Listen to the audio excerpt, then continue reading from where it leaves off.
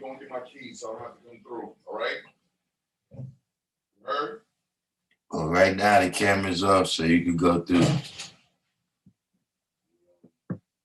Mic is live. Let me go and get my keys so I don't have to come through. All right? Heard? Well, right now the camera's off, so you can go through.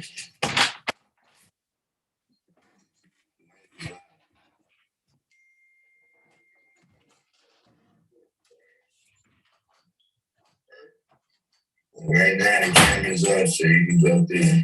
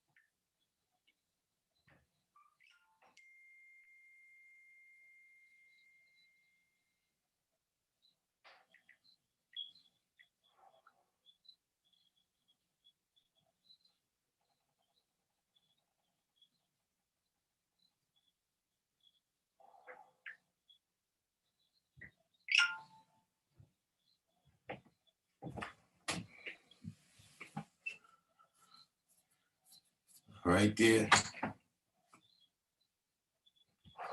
Good evening, everyone. Good evening.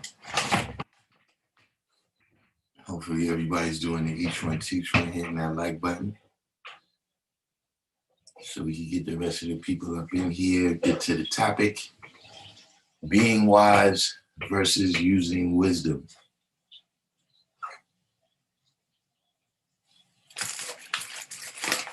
Got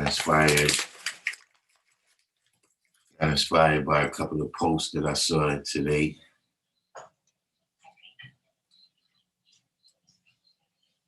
We got in here SW, VC Realm, Alchemistic God, Melissa Davis, Self-I Bill, SW, Knowledge Law, Wise You.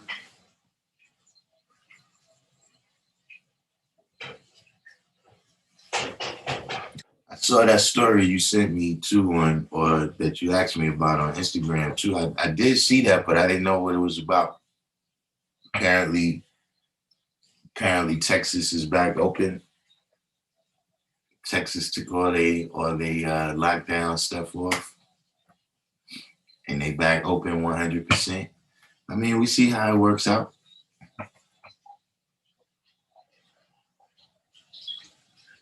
With everything that's going on with that, I'm doing the knowledge. See, that's one of the things right there that today's topic is about, a civilization class. Being wise versus using wisdom. So you can use all these words that's in the lessons. You can use all these words that, wise men and women have used in the past.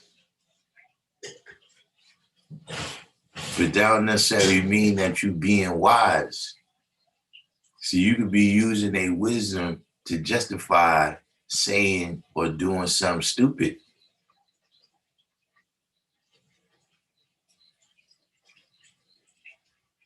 Happens all the time. So at the end of the day, you know, I'm not taking on face value that they know what they're talking about this time.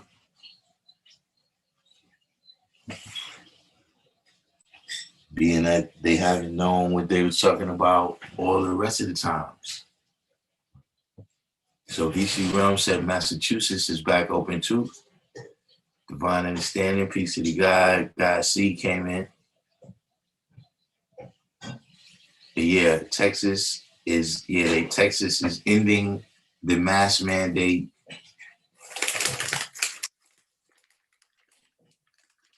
You know, it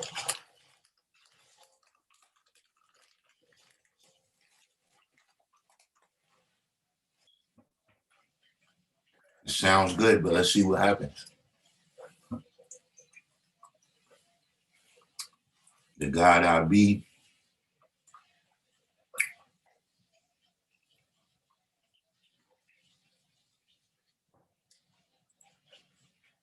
Oh yeah, make sure the young God is good.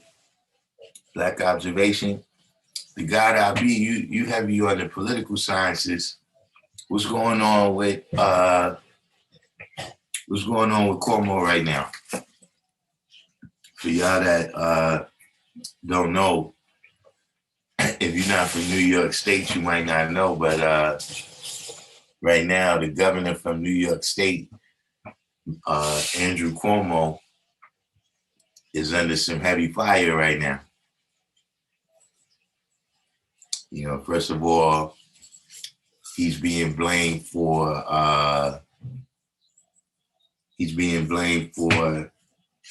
some of the deaths that occurred. He's being blamed for some of the deaths that occurred during the the whole, when all this got started, as far as the COVID and all of that. But then since then, apparently he's in the midst of some Me Too moments right now. He's been hit with 3 accusations of I guess sexual harassment, misconduct. I don't know exactly what you call it.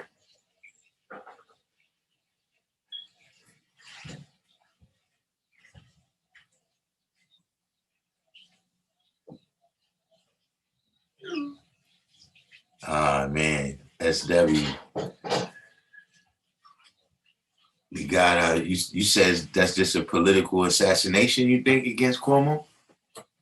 I mean, it could be. You know what I'm saying? I don't doubt that, it's assassination.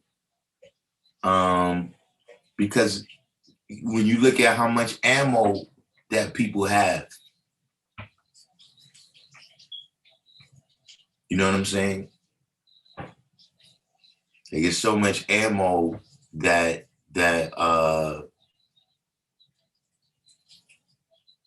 it's so much ammo that is released against you that is clear you've been saving this up. Like, you might not have been setting it up, but you were saving it up. Like, even when you look at the Michael Jackson situation, and I'm not really on one side or the other in terms of Michael Jackson, and whether he did what he was accused of or not. But when you looked at what happened, all of a sudden, one accusation comes out. Now you're talking about stuff that's been happening since the 70s. So clearly you were saving that up all that time, for whenever it was opportune, because, that's how the political realm is. Where you save up your favors, as well as your swords for when you're necessarily going to need them. You know what I mean? It's not about the righteousness of getting this person out of office because they doing something wrong. You know what I'm saying? Or putting them in office because they doing something right. It's more about how you able to exercise your power, you know, at the right time for you. So, you know, I understand that aspect of it. You know, my question is still always, listen though, did you help them make the ammo?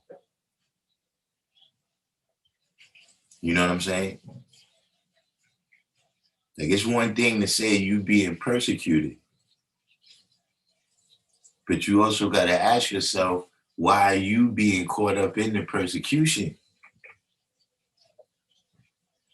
Is it something you did or something that you did not do? You know, it becomes important because then how you going to get out of said situation if you don't know whether it was something you did or something you did not do, or whether it's on you at all. I mean, of course, the solution is always on you, no matter what the problem is. If you experiencing the problem, the solution is on you. The blame may be on somebody else in terms of the responsibility for how you got in that predicament. But the responsibility for the solution is always on you. God I said, I find it interesting that he put in that order last year that the police have to have their reform in place by April 1st or lose funding. Why does this all come up now? So you think it's they trying to derail some of his agenda?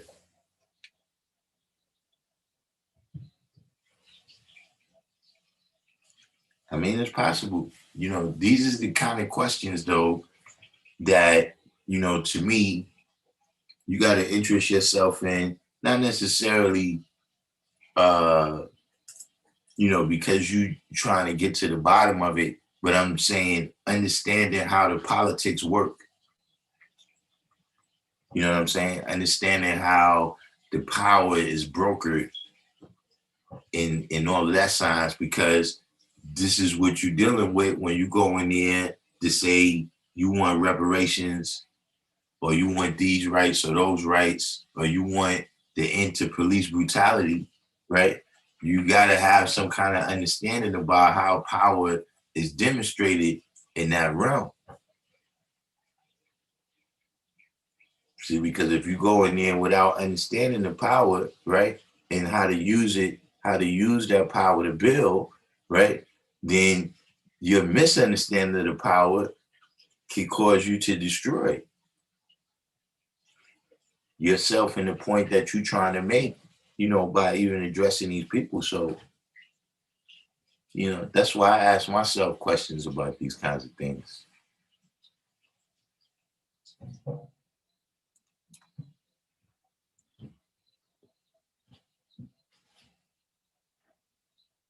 Black Observation said, I think Cuomo's time is pretty much up.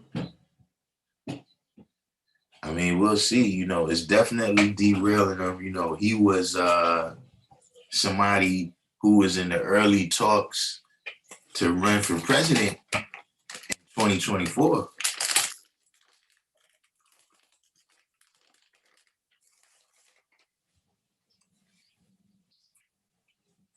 This puts a little drizzle on that parade.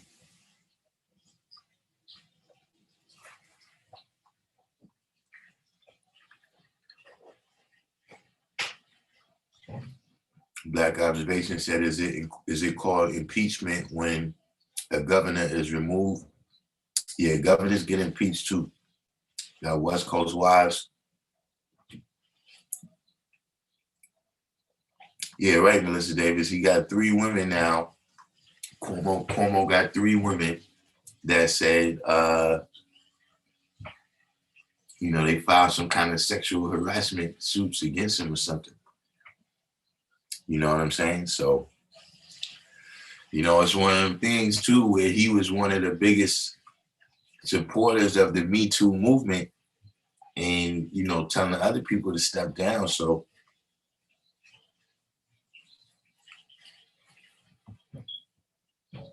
now that it's kind of turned on him there.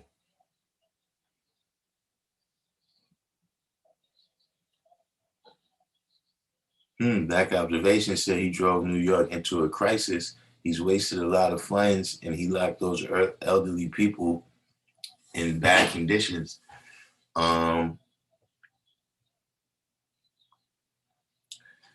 You know, this is you know this is things is coming. The reckoning is here.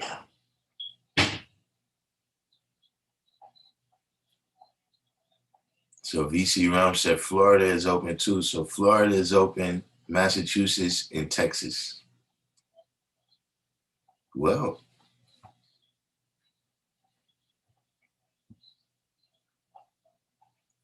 the Supreme Court is hearing arguments on the Voting Rights Act. And what are these arguments about?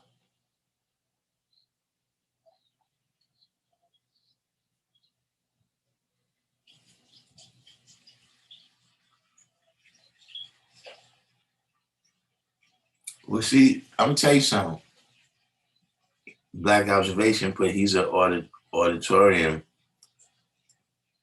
I mean, he's an authoritarian. That would be a very bad president.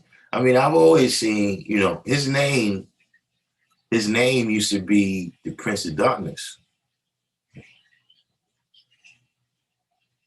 And then, you know, he started having all these feel good stories and supporting women's rights and all of this type of stuff. And then he started becoming, you know, this Andrew Cuomo that does the you know, press conferences for an hour or whatever. But, you know, he never was like that before. You know, in reality, he's in office because his pops was the governor. So for the name recognition, and his pops was, you know, he was a beloved governor.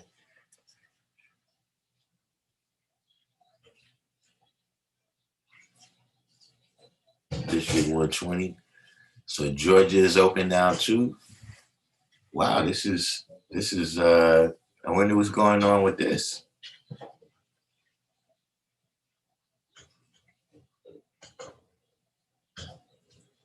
Yeah, right. SW, be wise, but don't let their wisdom lead you off the edge. You know,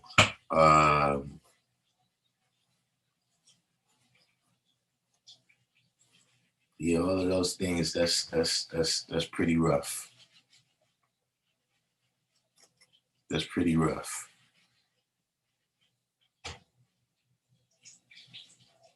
You know what I'm saying? You know. Also, I'm looking at all of these things in terms of, you know, there's some degree of expectations, you know, for this administration. Um, you know, with Biden and Harris.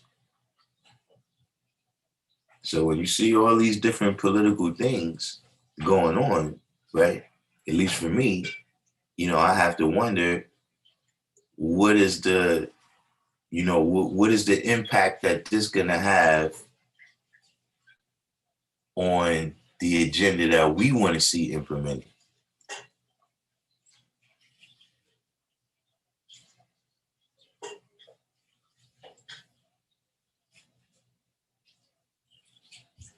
So Hawaii is open too. That's like 5 states we already said right now.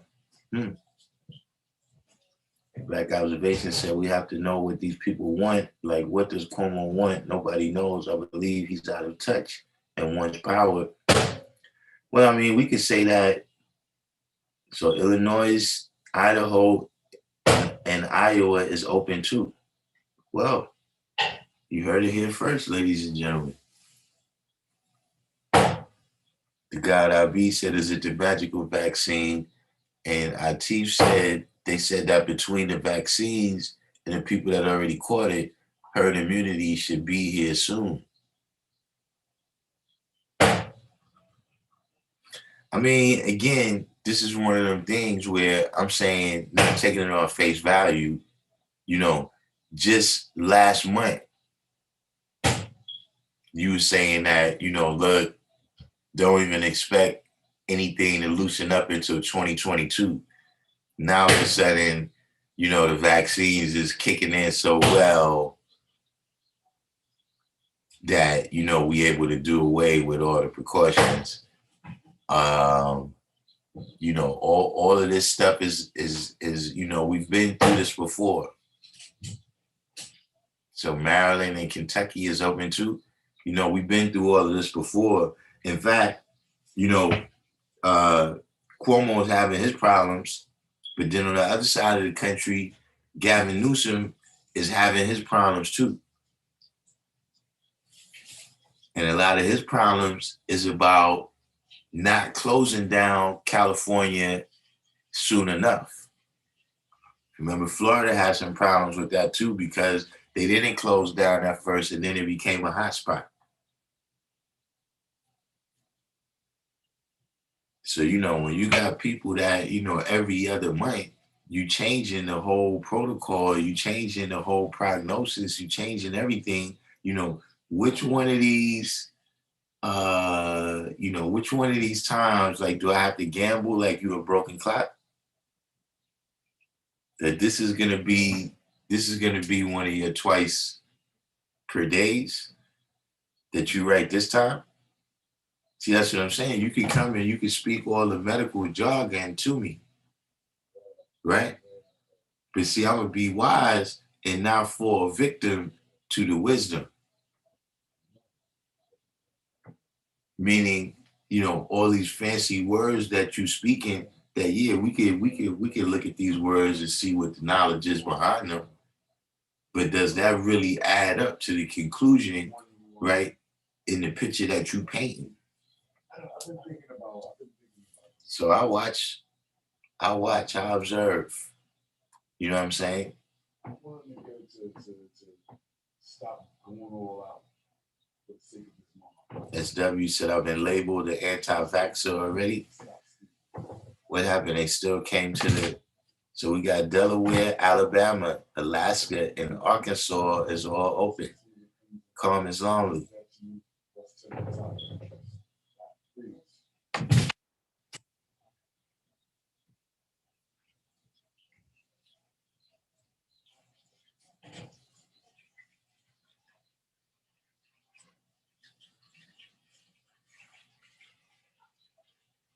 So what you said here, Atif, the people that's saying the two different things are from total opposite ends of the spectrum, open 2027 versus close to herd immunity.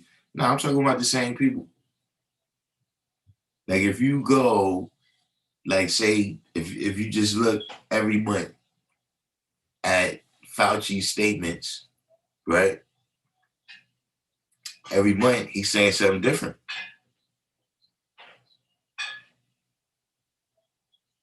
Like if you look at what Fauci was saying in January, it's going to be different from something that he's saying right now.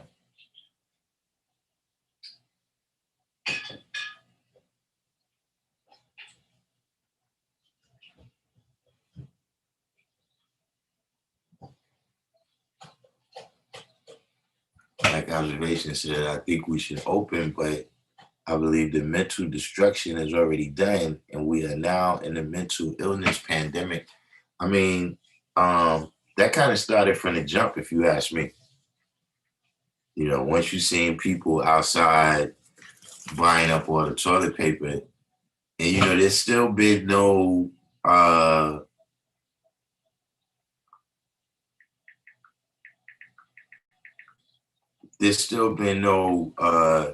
reasoning given to me as for why. Right, calm as lonely. Fauci at first was anti-mask, saying no, we don't need the mask. Then all of a sudden now it got to wear two masks.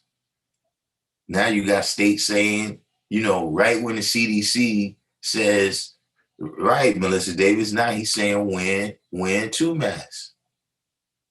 Now at the same time when he say wear two masks, Now you got other people saying we don't need no mask.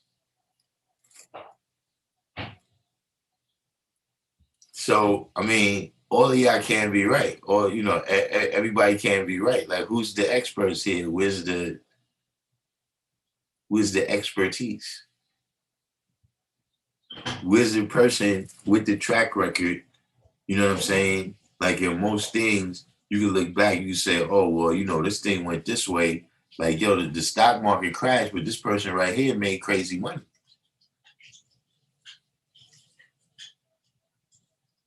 Like, what's his track record that now we start listening to him?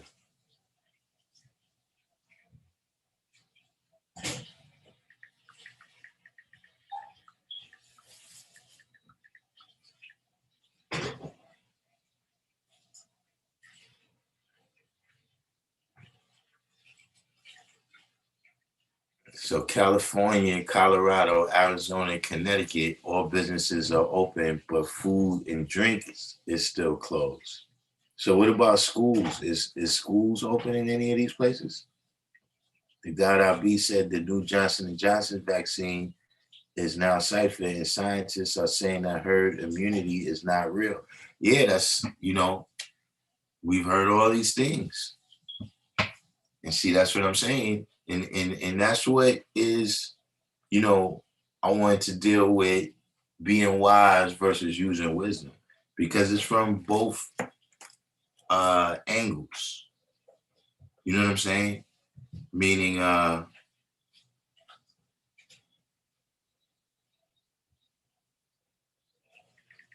on.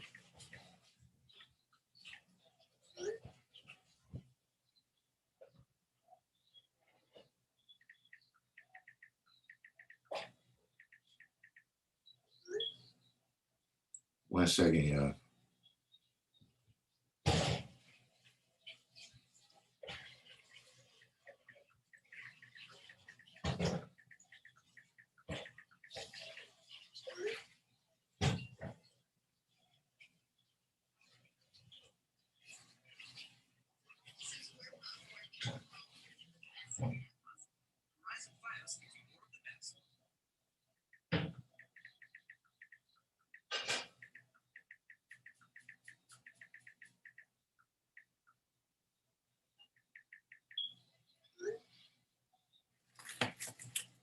But it's what I was getting ready to get into, right? Is on the one hand, you want to be aware that you're not just using wisdom instead of being wise. Meaning everything that you're saying, you're using certain words, you're using certain terminologies. You know what I'm saying? Like I said, it could be things that you study on your own. It could be wise words that other people said. It could be things that you read in books. But in reality, you're not being wise in how you're weighing and judging the knowledge that you have. Like, there's people that do that every day. You got all the information, but you still was not wise about how you used it. And you see people all the time, you be in a predicament yourself, where you would be like, yo, man, I knew I should have did something else. Or, yo, I saw this development in the atmosphere of whatever I was doing, and I didn't respond like I knew I should have responded.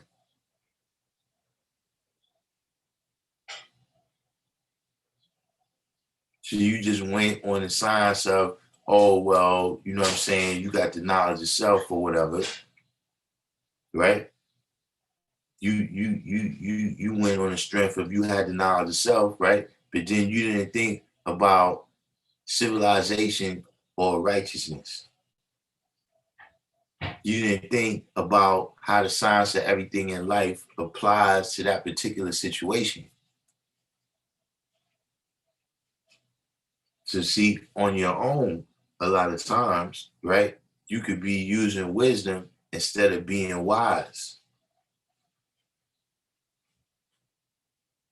So see, you could go out there and you could be talking all this big words, all this flower puff language and all of that, but you're not really teaching nobody. So you're not really being wise, you're just using wisdom.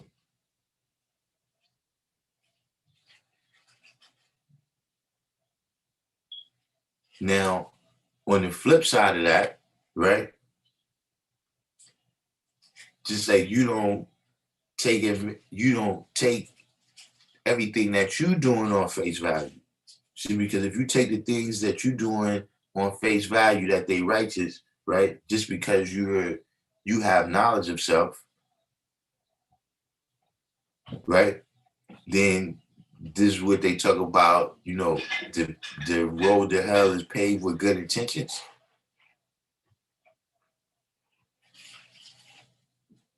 See, you can easily become a savage in the pursuit of happiness that way. But see, it also comes down to when you are doing the knowledge. See, that's why we examine. That's why we go through the sign. Person said they know that degree. All right, what's this degree right here? If you said you know that degree, you should know this one right here then, right? See, we examine that. We don't just take the wisdom on face value. We're going to be wise. We're going to pay a visit to your mind and see if these things is actual.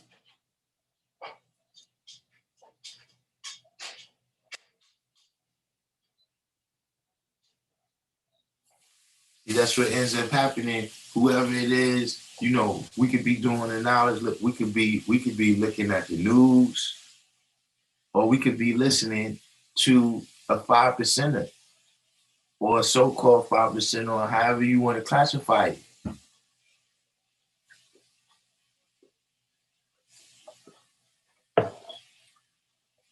And the person is using the wisdom. They could be telling you, yo, Allah said this and Allah said that. And I came to the rally and Allah said this and Dumar said that. I was outside and I was having a conversation with Freedom Guy, and Freedom said this, and God Supreme said that. But that don't mean that they really was wise about none of the stuff what they heard.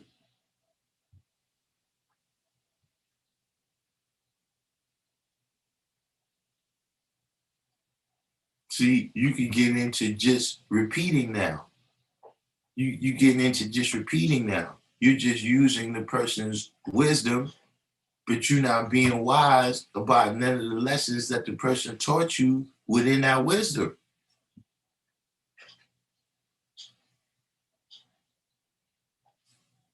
See, that's how people get caught up every day.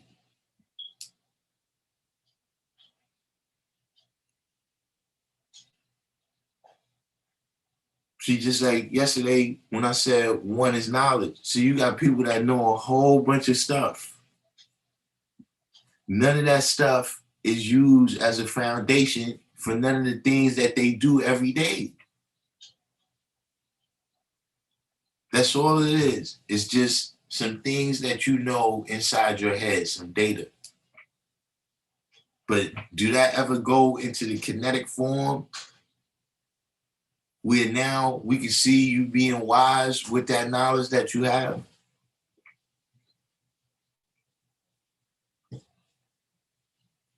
You can understand something perfectly, know exactly what's happening, know exactly how it's happening, know exactly who's doing it, but you still didn't do nothing about it.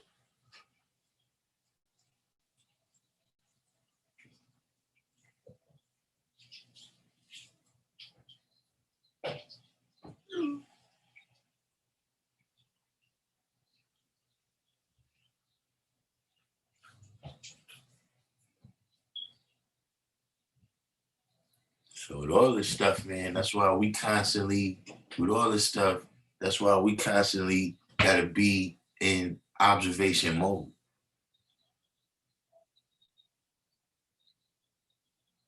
You understand what I'm saying? See, that's how you can get caught up with that too, in every degree of mathematics. You know what I'm saying? But see, like I said, in particular today, I saw where, it was a couple of posts that I saw where on the face value, just listen to the vocabulary, when you listen to the vocabulary and how, it was being ran down and everything, it's like, yo, this is some science right here. But then when you really did the knowledge of what he's saying, like, yo, this is what are you talking about? Everybody do the each one teach one, hit that like button. When you really get into the nitty gritty of what's happening, you like, yo, what is it really that you're talking about? When you really get into the examination, when you as the person who's observing, when you say, okay, hold up, man, I'm gonna be knowledgeable and wise. See, I'm gonna be knowledgeable, meaning I'm gonna observe this for myself.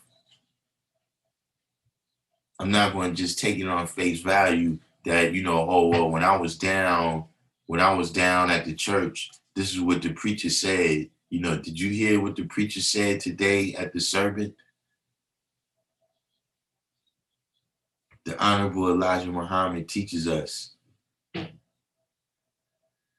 Father said this. The Father said that. Did the guys do this when Allah was around? See, you still got to be wise about all that stuff, regardless to who said it and who did it. You still got to be able to show and prove it in the real time that you came in to take the devil off the planet. Because just because somebody did something at a day and time, yeah, it's good to know that history. It's good to know how you got there, but it doesn't necessarily mean that you can apply that history to right now in the exact form. And this is why we renew history and we don't repeat history. Because we don't just have the wisdom. See, that's why the meaning of civilization for us is not one having wisdom, knowledge, and understanding.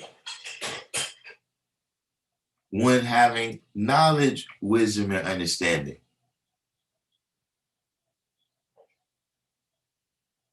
Because we don't get caught up in the wisdom. See, that's when you're dealing with not taking things on face value. And it don't mean that you doubt a person. It's not doubt.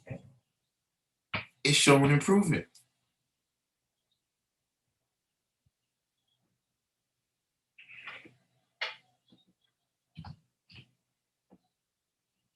Like if what you saying is right and exact, right?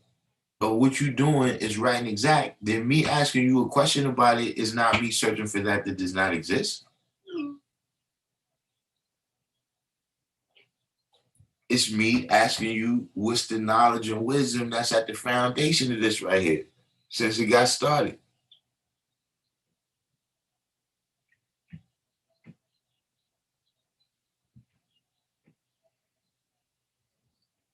So remember to be wise and not just use wisdom. And see, it's a very simple thing. And see, when you deal with something that's very simple, it's going to be a lot of different ways you can apply it.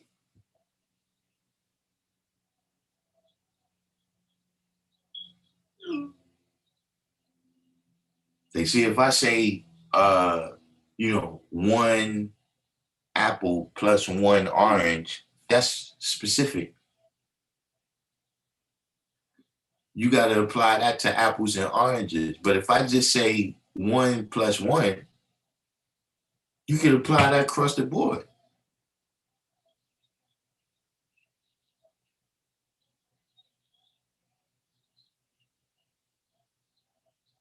So in those situations where I say being wise, right, versus using wisdom, it's going to be a lot of different ways that applies.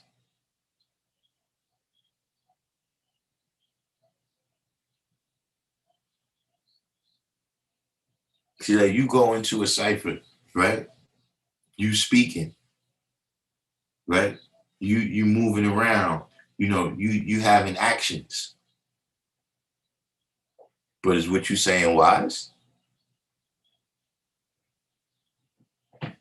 Is what you doing? Is it wise?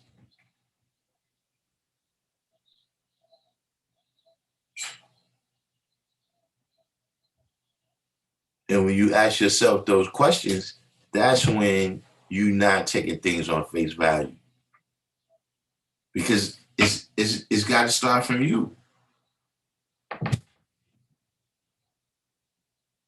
Whatever it is, it's got to start from you. Just like I said, look, with the religious stuff, we could take you out of the religion, but until you take the religion out of you, until you stop searching for trillions of years for that does not exist, it's not really going to make a difference.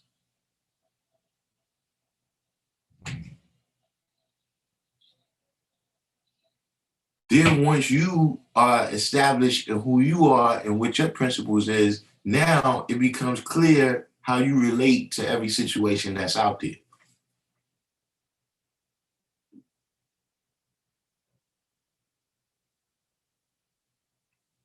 Somebody come in your midst and they suggest something, like they be like, yo, you want to go half and half on some crack?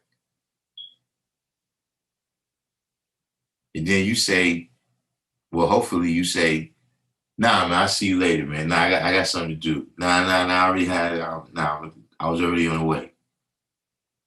Yeah, I know I was just sitting here when you seen me, but I was just getting ready to get up when you walked in and go someplace else. You see, I already know the kind of things I want to do and the kind of things I don't want to do. See, I've already been wise about that. So I'm not going to get caught up in the wisdom of what somebody else is doing or what somebody else is suggesting.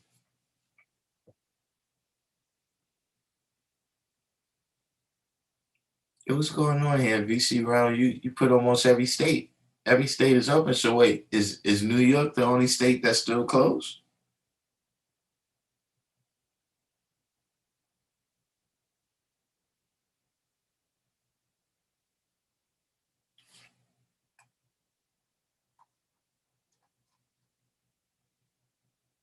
Hold on, let me catch up. Let me catch up to y'all real quick. Yeah, Wise Sen came in.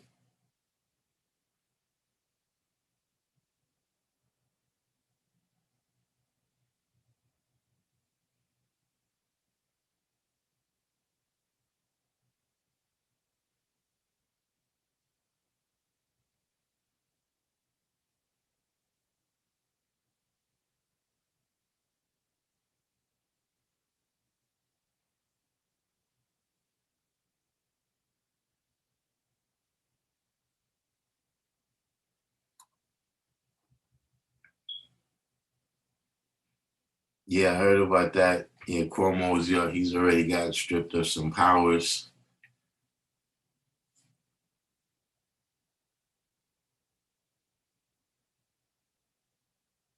Black Observation says so many people became addicts and went mentally ill during this time. I'm worried of the rush to reopen. We come outside and there's chaos. I mean, that's a very real thing that's already happening, actually, if you ask me. You know what I'm saying? You got a lot of people who their routine was disturbed.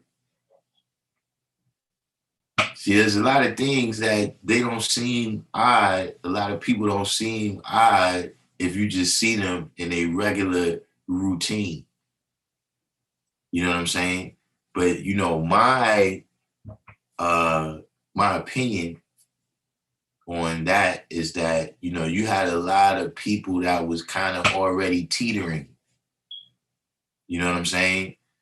And the conditions right now push them over the edge. and that's on every level in terms of, there's certain stores that we seen close down, and that's part of they already wasn't doing that good. And then this quarantine pushed them over the edge. You know what I'm saying? So it's definitely about to be chaos just because of the amount of change. You know what I'm saying? Just agreeing with you, you know what I'm saying? Adding on to what you're saying then is that when you deal with this much things that change this fast, right? There's really no way for that to happen besides chaos.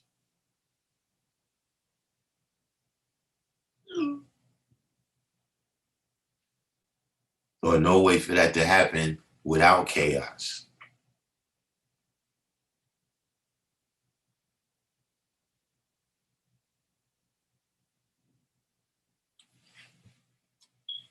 Biden promises vaccines for all Americans by the end of May. We'll see.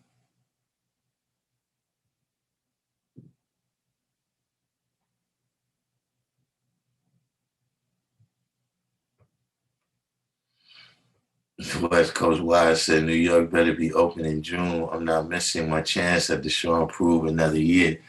I mean, let's hope it works out that way. You know what I'm saying? Because the issue right now is that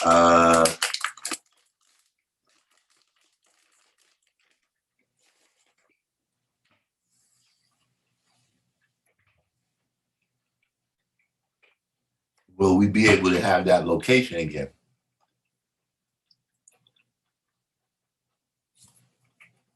In terms of, for those that don't know, we have the show improve the same place we had a rally at Harriet Tubman. So we got to see if that's open.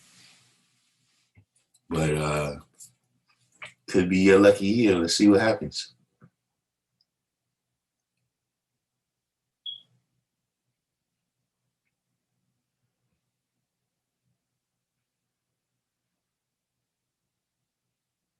Black Observation said a lot of the people don't even want to work anymore. I believe it's the government control over your mental state to make you accustomed to being controlled and taken care of. And that's a modern day slavery. I mean, that's an aspect of it, and not disagreeing with what you're saying being a reality. But I'm saying it's also, that's one of the things that kind of happened is that people realize that, yo, you ain't working for that much.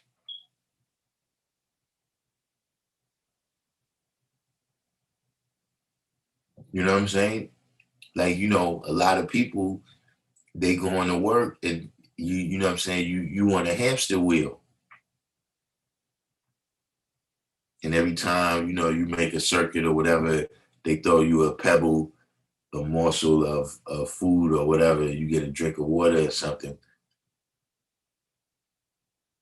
But you're not really getting no place. You're not really accomplishing nothing.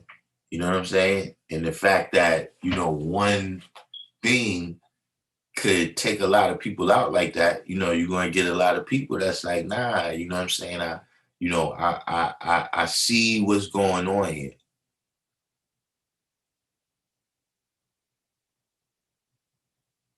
So, I don't know if that's necessarily, one bag of people. But, most definitely you're going to get people who, when they kind of see the futility of all the effort that they've been putting in, to what they think is life, but really is just the vast sum of all the social constructs around them. You know what I'm saying? So that you define, right, by all things that's from the outside. So that's one of the reasons why it's difficult for people who, they from a different mindset to see that we saying that we God. Because see, we saying that from the inside. It's not like, well, when you in the state of Texas, then you God, but when you in Wisconsin, then you not. Like, nah, it's nothing about Texas or Wisconsin. It's not like, oh, well, you got a very good relationship with the Pope. No, I'm saying from the essence of my being of who I am, right? Then I'm God.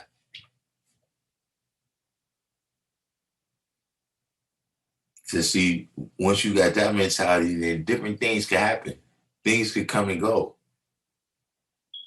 The 25,000 years of history with a given thing, right? That could rotate, come and go, right? And you remain the what? Same.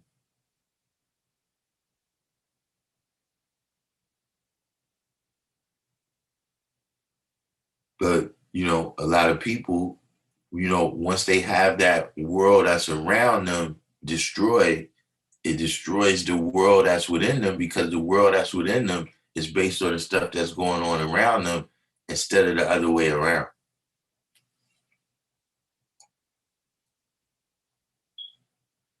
Philip Deschazor.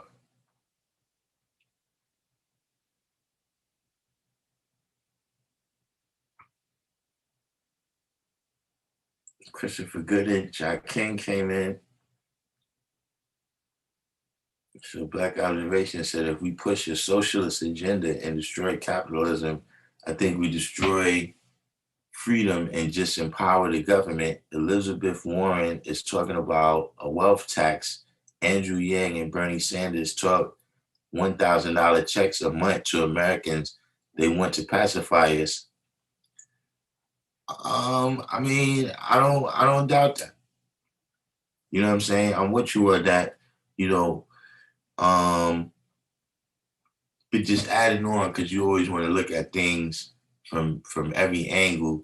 You also got to realize that that's an issue that exists with capitalism.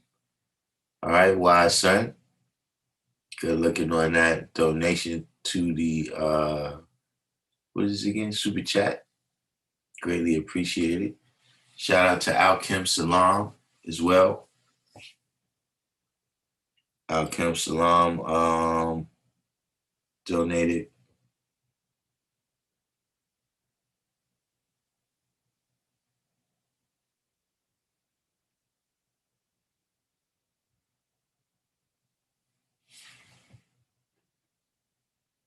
But getting back to what you were saying though, Black Observation, you gotta realize that that's a problem with capitalism. You know what I'm saying? Like when you study the science of capitalism, is a dude named Adam Smith.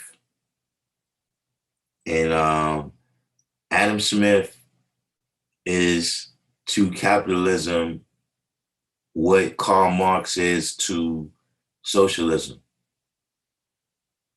That he's the guy that came up with all of the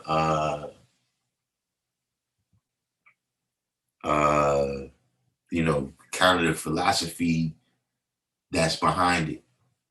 You know what I'm saying? And one thing you gotta realize about capitalism, right, is that capitalism was born during slavery. And so that's kind of a element that just exists within capitalism.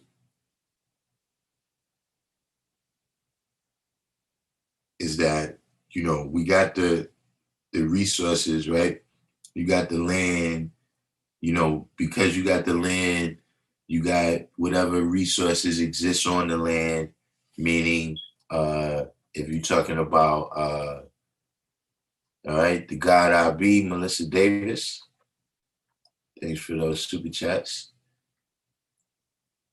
But you got the land, and you got whatever resources is on the land, meaning the iron ore, all the different things, the trees, the coal, et cetera, right? So these things is inanimate. You know what I'm saying? You make an investment in them one time and then you go on about your business. You know what I'm saying? But the other thing that has to be included in capitalism in order for capitalism to work, right, is the labor. And so if the labor started out being all peasant labor, right, and all slave labor, you know what I'm saying? The labor is a cost that was not included in the original ideas about capitalism. This wasn't something that they were saying that, okay, we're going to spend all this money on the labor.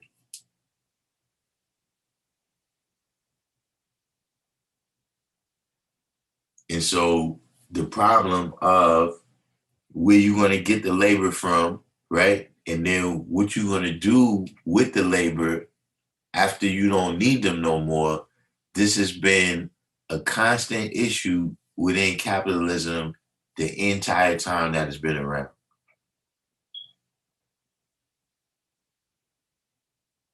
See, because, you know, and not saying that, you know, it's not to create a situation in people's minds where they can't react, right? Calm Islamly, good looking on that super chat. You know, not saying that it's not about pacifying people to put them in a certain mind state, but, you know, remember as well that it's about pacifying people so that they don't rebel.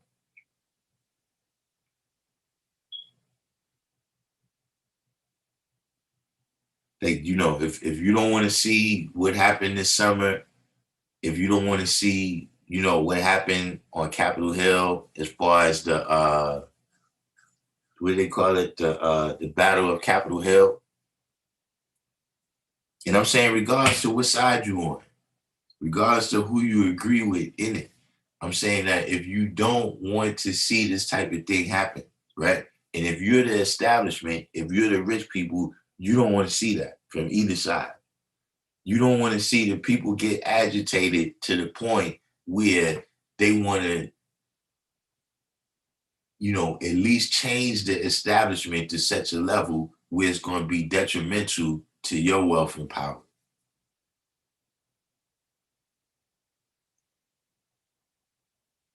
That's the biggest fear of the 10%, the 1%, you know, well, whatever number you want to put on them. Their biggest fear, right, is that everybody else unites against them.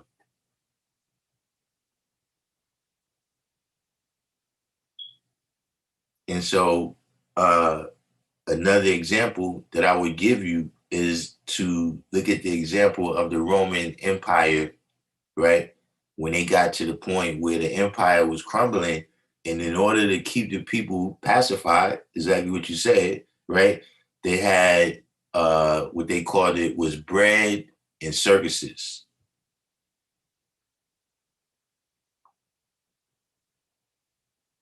So now we look at the news and we get our circuses. You know what I'm saying? You know, we got reality TV. You know, we got Crump. We got you know, what do you call it? World Star Hip Hop. You know, we got the circuses.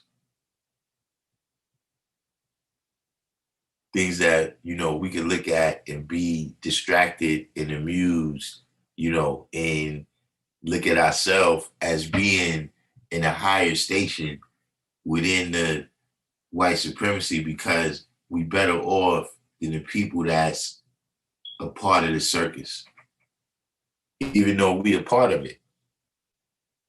But we don't see it that way because of the way it's presented to us. So we got the circuses in that form, and now the stimulus checks is the bread.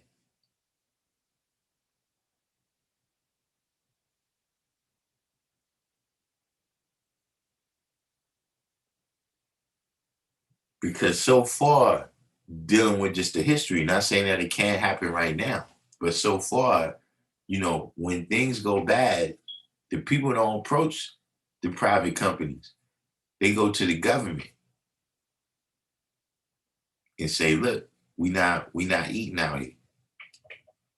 Hey, when you look at all the different revolutions that's occurred over the time, that's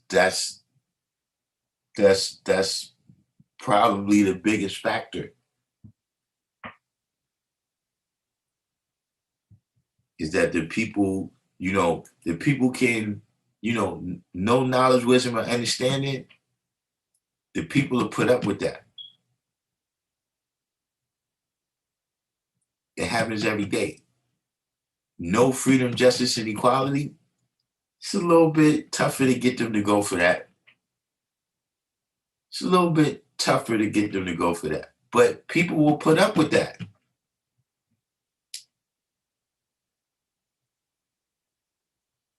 No love, peace, and happiness. See, they got something for that. They can convince you that that's because you haven't let Jesus into your life. You don't have the love of Jesus, then how could you have the love of yourself or anybody else? See, they can convince you of that. But see, if the people don't have food, clothing, and shelter, it's only but so long that situation is going to exist before you get revolution. Like, I'm just saying, if you go into the study of history on that level of different civilizations and the rise and fall of different civilizations and how that occurred. See, I look at that because, that's a specific aspect of nation building. Like, yeah, we make knowledge go to born and we teach the babies and all of that, but when it actually comes to putting together a society of men, women, and children, right? We talk about, look, like, if you building a civilization, right? This is a question to the room right now, right? I gotta catch up to y'all in the comments. When I catch up, then I'll know. But look, if you talking about building a law of worlds manifest, right? You talking about this situation with original people and all that. I just want to know this one question right here. Is your civilization going to have running water? Like, have you thought about that? Like, you're going to take the devil off the planet, you're going to do all this stuff, but I'm just asking you, are you going to have running water in the civilization that you build? Because if you don't, I think we need to think about that.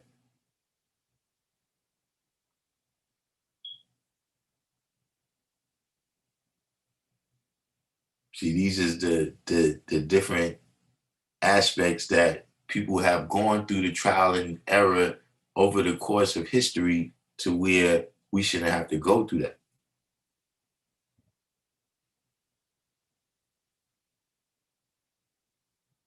So just be aware of that aspect too, that aspect of it, of why they need to give out that stimulus.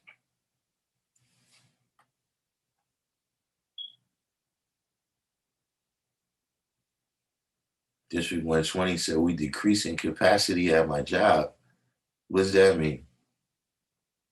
Like, y'all don't make nothing that I consume, do y'all? We don't want prices get the sky high.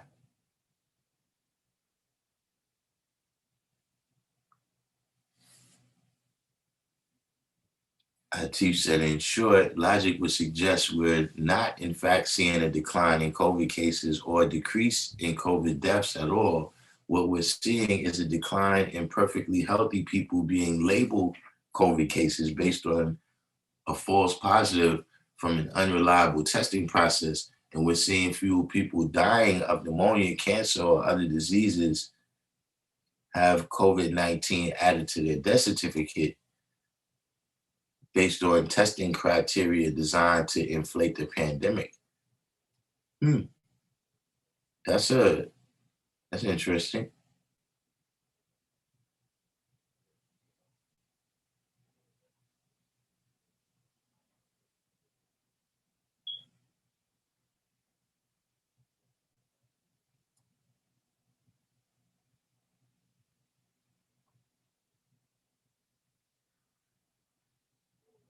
Roman Fetty.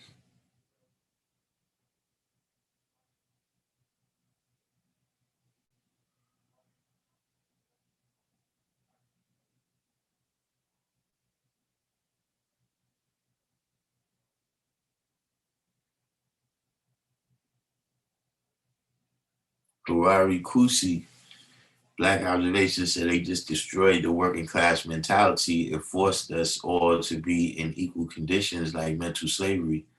I mean,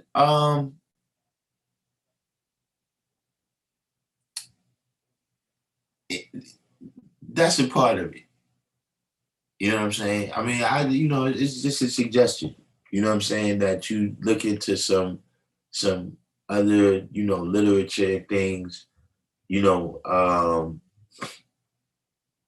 and you'll find a lot of that history if you study the history of unions, like uh unions at work, like the Teamsters, as an example, not saying the history in particular, the AFL-CIO and these type of people, and how um, the middle class, and I'm in a way, I don't want to put words in your mouth, you know what I'm saying? But that kind of middle class, and you can work hard during your life and get ahead. That was kind of an American illusion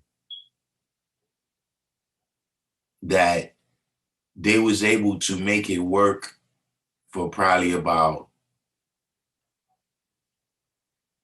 35 years. Like say between and even for that 35 years, it didn't work for that whole 35 years. But between say the end of World War One to like 1960, so say 35, 40 years, but then you got the Great Depression that's in the middle of that. So during that time, that was is a thing that people saw on TV. You saw in commercials.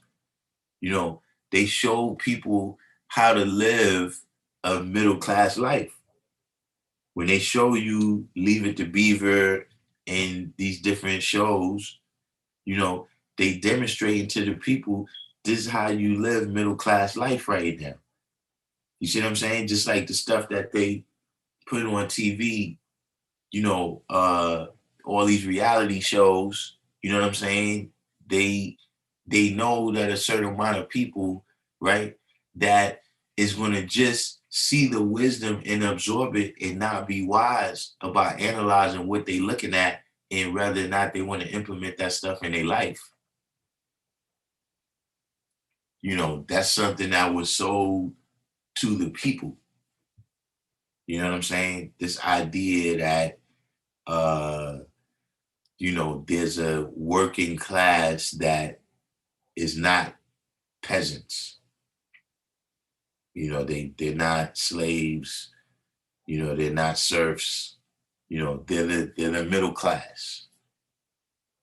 So some of that, uh, is not them forcing us into a new situation, right? Of not valuing being a part of the working class. It's also part of that is also the illusion crumbling.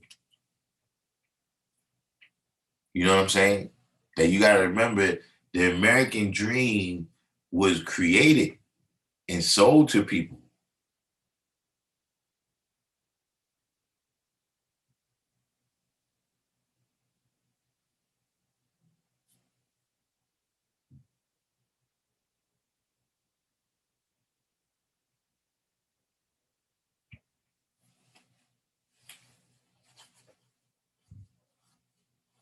Okay, so Huari Kusi said the schools is open in Texas.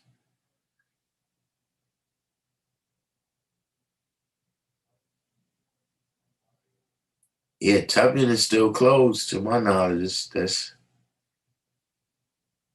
L7. Yeah, I don't think the liquor store has ever closed in New York. I didn't notice. I didn't notice any of them be closed. Rome J.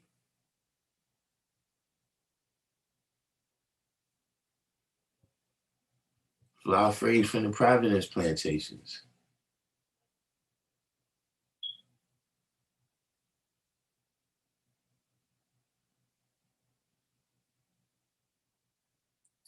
Right. The God I Be, The Wealth of Nations.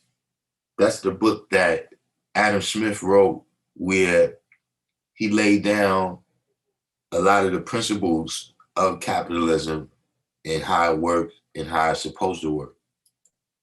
You know what I'm saying? Um,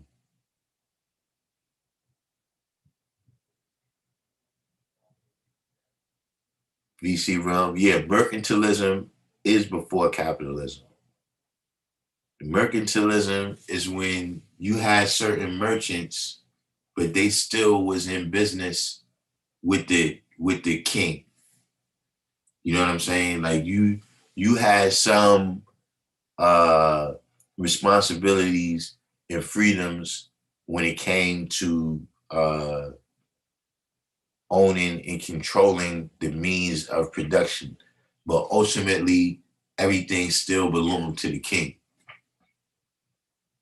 You know, once you got the capitalism, now the people was totally free to own and control the means of production. But you know, you read the book that the God I Be just put right there, The Wealth of Nations by Adam Smith, you know, and he lays out the you know, the case for capitalism and how it's supposed to work.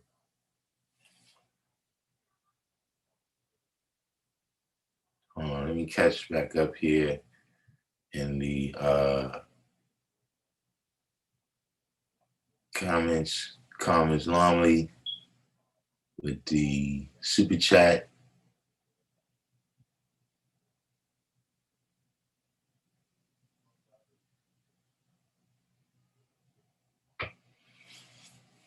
Law will manifest. Black Observation said there has to be a balance. A complete of any capitalism or socialism is a danger to human life. All socialism is the government doing the same thing, removing it from private to government control of resources, which means I tell you what you can and not do with these resources. I mean, ultimately, and you know, this is not this, you know, I'm not a financial expert. You know, this is not don't go out and invest tomorrow. You know, I don't want to get in a battle with Robin Hood with them shutting down my channel for giving out investment advice. You know, but in all reality, neither system, capitalism or socialism, appears to be able to work on its own. Meaning, like, at least, and this is something that they say a lot, is that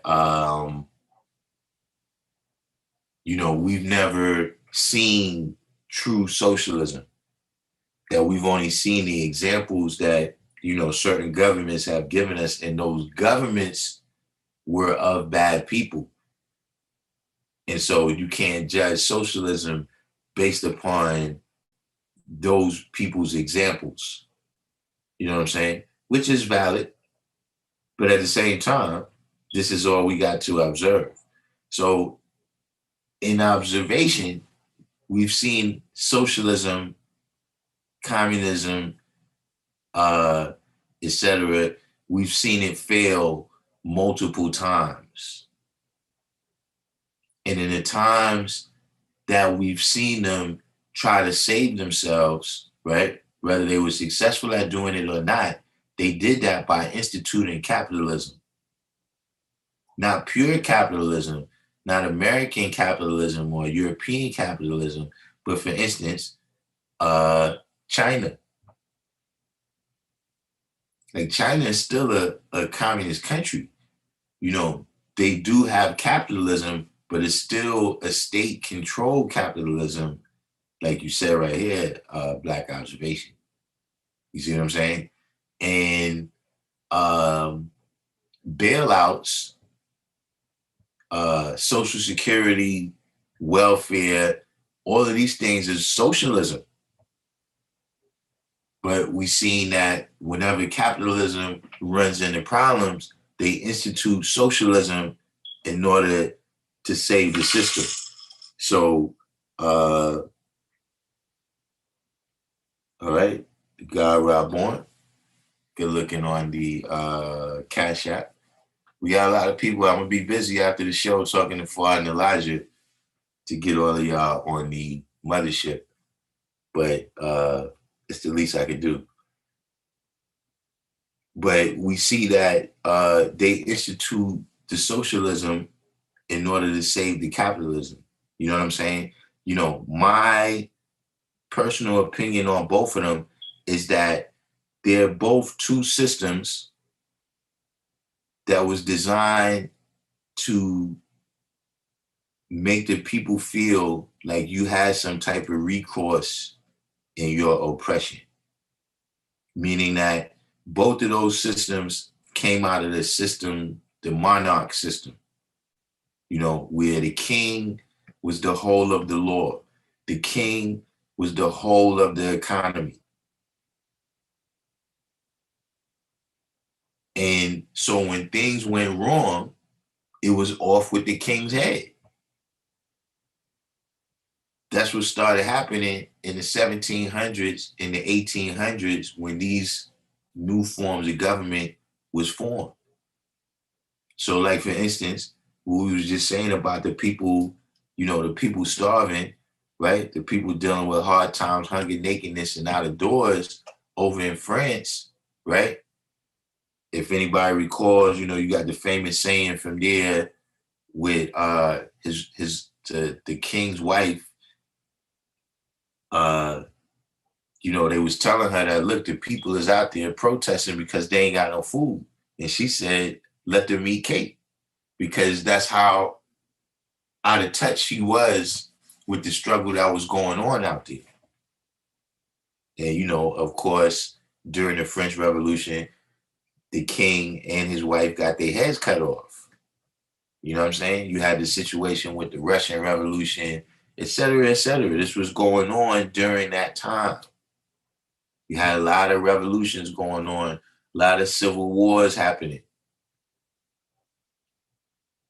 And so, you know, that's like a common thing too. You know, if you study into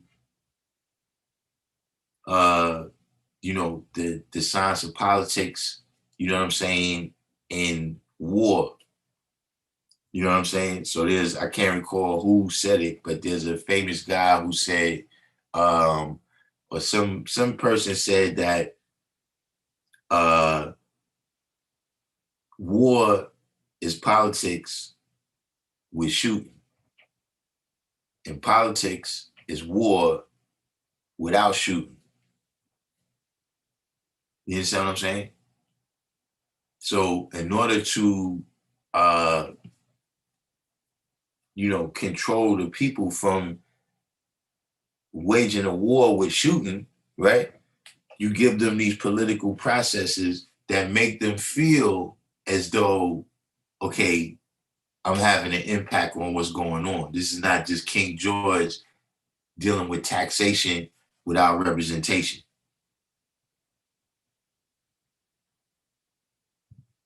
So now, if you notice, whether you deal with capitalism or you deal with socialism, right? What's their favorite word that they always like to say? The people. Capitalism is going to tell you, no, this is about the people. This is about the people being free to do what they want to do and not be controlled by the government. But when you go to socialism, everything is the people's. It's the people's army. This is the people's donut right here. I'm about to eat it, you know, because I'm the president, you know, and I need this energy. so that, you know, I could deal with the people's police force.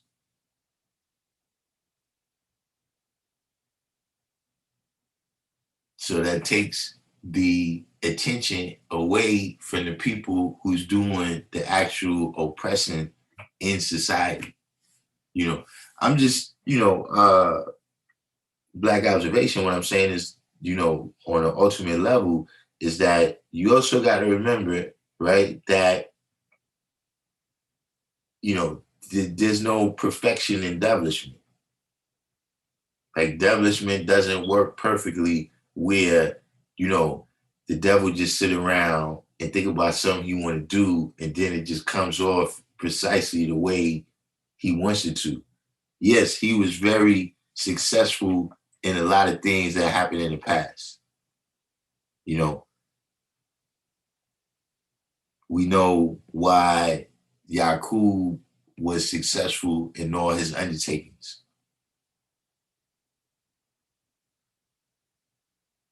That occurred on the island of Patmos. But that don't mean that here in the wilderness of North America that they're going to be successful at everything they do. Because really, if that's the case, you got to think we might as well all go home.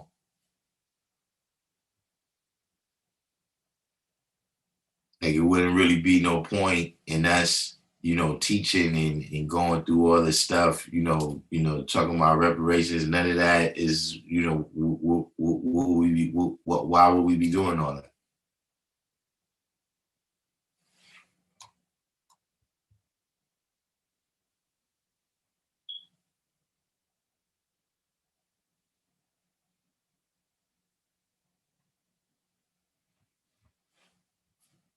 Black observation said, example, welfare comes from the government, it's money, but I've heard talks of, well, with these food stamps, you shouldn't be able to buy shrimp and lobsters or steak in the works. That's too much control. The government has destroyed small businesses, blaming the pandemic.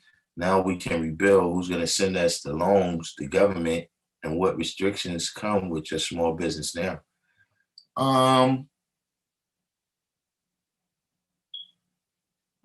All of those are valid points. You know what I'm saying? I would just, like I said, I would just suggest, um, reading into the history of things, you know what I'm saying? In particular, like I said, coming on here, I've come to an understanding and an appreciation of the primary sources. You know what I'm saying? And one of the primary sources, right, is correspondence between people who was there at the time, who was making these decisions. You know what I'm saying? So, when you go into the science of welfare, right, and the real history of welfare is that it really was not for the people.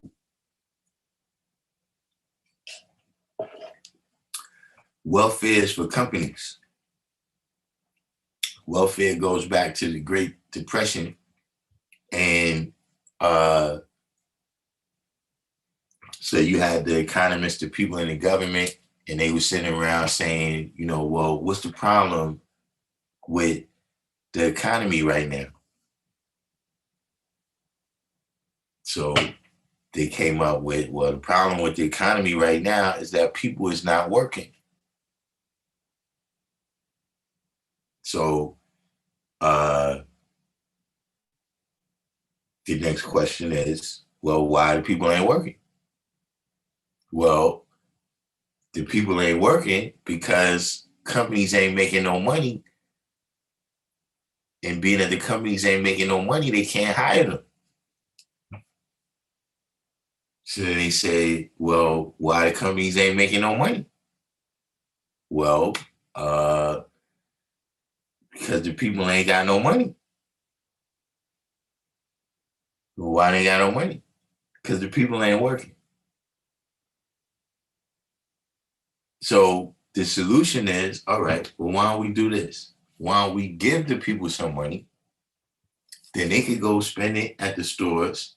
Then the stores can make money, and then they can hire people, and then the people will have more money, and then the economy will get going. So see, like for instance, when you say welfare, welfare is for Monsanto and Cargill and Nestle and all of these companies that produce the food supply. See, because like you said, they control what you can spend the money on. But see, once the money get to Nestle, then the president of the company, he could go buy a swimming pool in his backyard with your welfare money.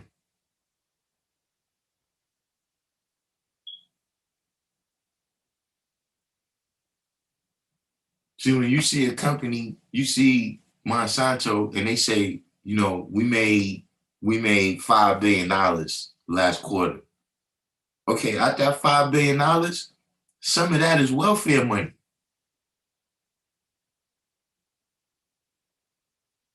Yeah, how much you got? Yeah, we got in the account. Yeah, we got $80 billion. Okay, some of that $80 billion is money that people bought your products with their welfare benefits. But when's the last time you rolled up on somebody and they was like, yeah, I got like 45,000 right now sitting on my benefit card. You know what I'm saying? You know, I'm trying to decide how I'm gonna invest that.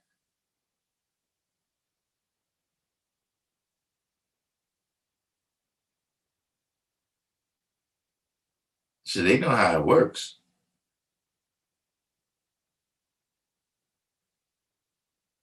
It's trickle down economics, but first the money gotta trickle up before it can trickle down.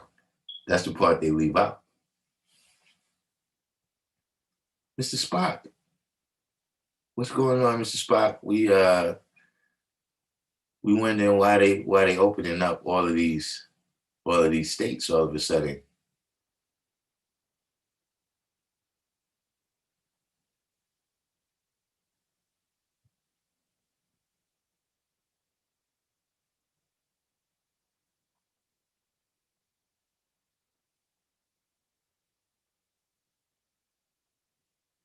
So West Coast Wise said he's gonna have running water when he because this is what I'm saying. These are the things. Do we take the time to think of? Because see, I don't know if I want to be. Like if you got some whole like if we look if we go into Wakanda or whatever, right? Wakanda needs to have electricity. Certainly, we we need we need to still enjoy the benefits of our mind power and our body power.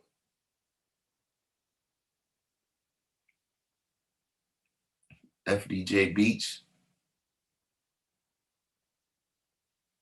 right? The God I said, unfortunately, many of us do not learn these sciences, water treatment, sewage, agriculture, etc. yet.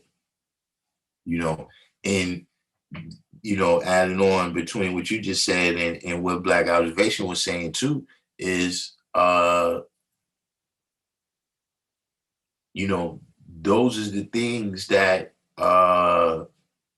we become distracted from. Like when you were saying that they kind of make everybody into infants, because you don't even conceive of these things on your own.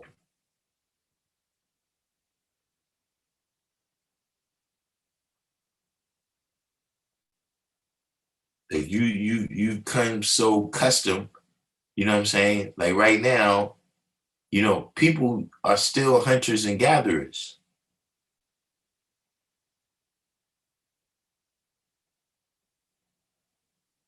Believe it or not, people are still hunters and gatherers. The difference is you do your hunting down in the meat section now.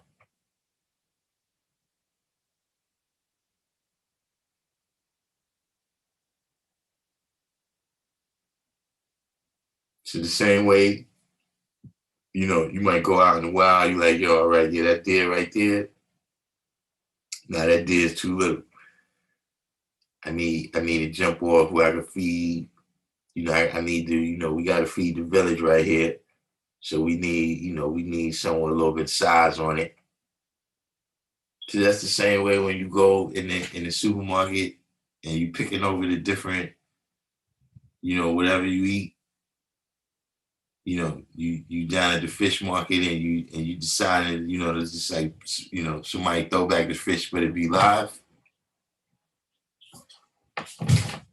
See, you still down there fishing, you still down there hunting.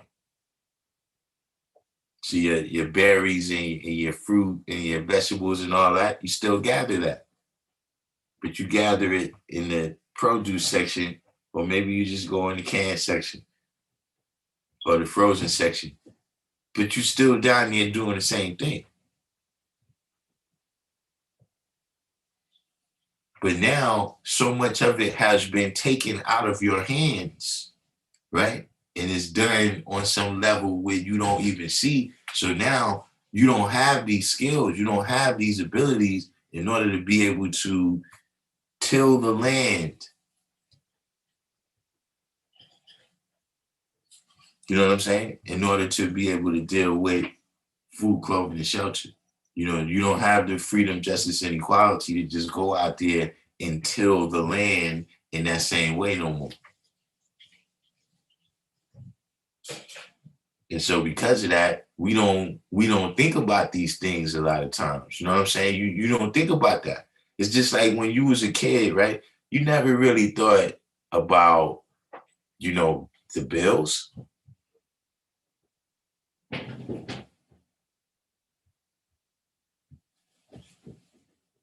Hey, remember when your mom used to first go shopping, right?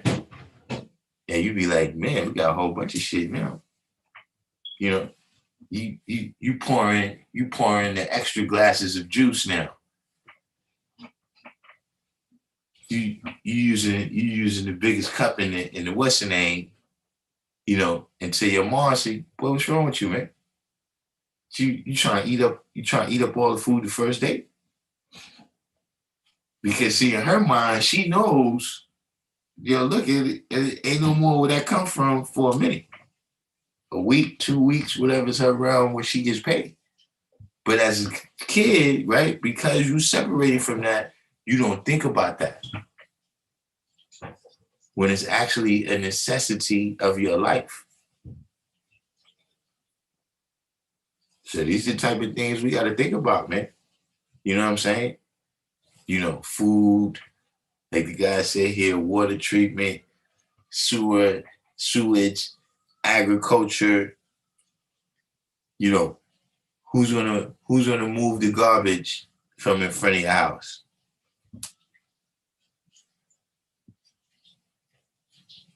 That's how you really build a society. You can't build a society with all talkers. Now you're gonna have a whole society full of just eloquent speakers. See, like I say all the time, look, everybody ain't gotta be Malcolm X, man. Everybody ain't gotta be Martin Luther King. And the actual facts of the matter is everybody can't be Martin Luther King. Not because you don't have the ability to be, but because you're not going to be successful as a society. Having knowledge, wisdom, understanding, culture, and refinement, and not being a savage in pursuit of happiness. You may be able to survive like that as an individual, as one having that.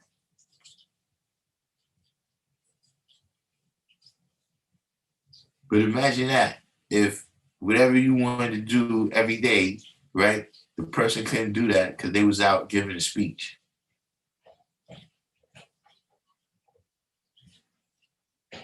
And you got to go to work in the morning. You got to stop by the gas station, but the gas station is closed because the owner is Martin Luther King, and he's out giving speeches in some other state.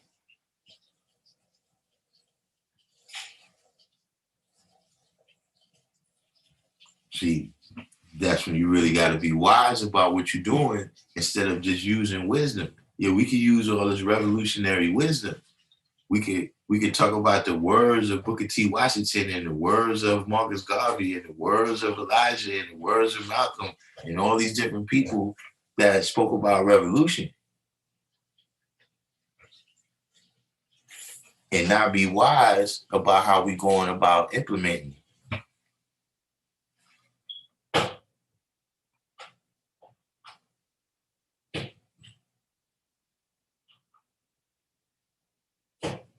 District 120. Oh, y'all sell Mitchell and Ness jerseys? Yeah, I don't really, that's not life or death. I could use a couple tank tops, but yeah, I think we good. L7 said that's a valid question because history has proven that we should not trade with the colored man. Trading is how the devil maneuvers his way in.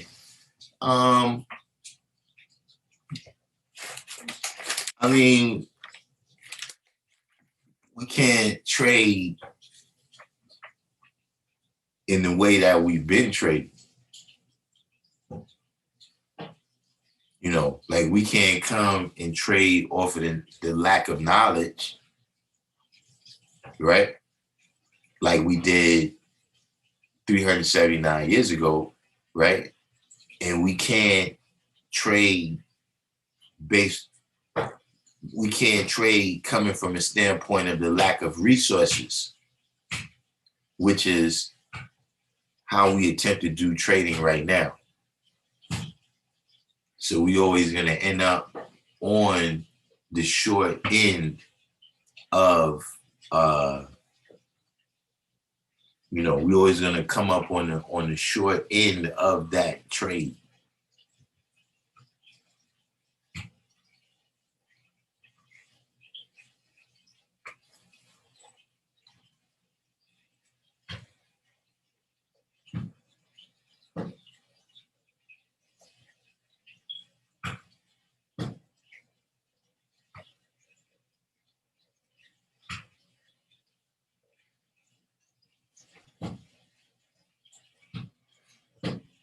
Why son said they bred the black man to be a working class. Now they feel they have no more uses for us. That's another thing that I look at from the historical standpoint, dealing with the errors.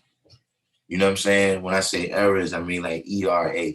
You know what I mean? Like a period of time.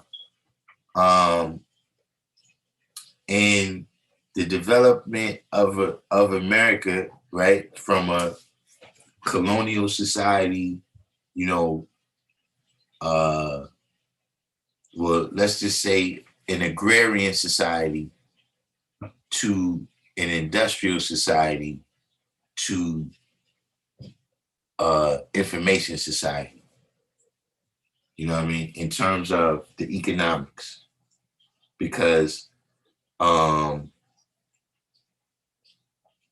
that's a lot of how I look at Black people's relationship to the wilderness of North America is that we was brought over here as an economic thing. You know what I'm saying? Like we was brought over here to, be the labor to make money for some other people. And so taking it from that perspective, when America was an agrarian society, right? Like I'm talking about, if we go back, we talking about 1500s, 1600s, 1700s, up into the 1800s, only the original man could do what they needed done. That you need some cats to go out there in that hot sun, getting bitten by mosquitoes, carrying all types of diseases, all types of temperatures, et cetera, and those people still grow and thrive. See, they discovered that only the original man could do that.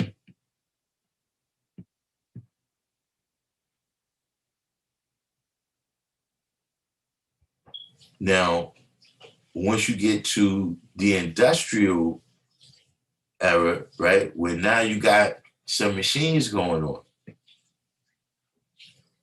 now you got a few more people that could come online because you know you don't got one person behind the ox and they out there tilling this land. Like now you got the tractor and all of that.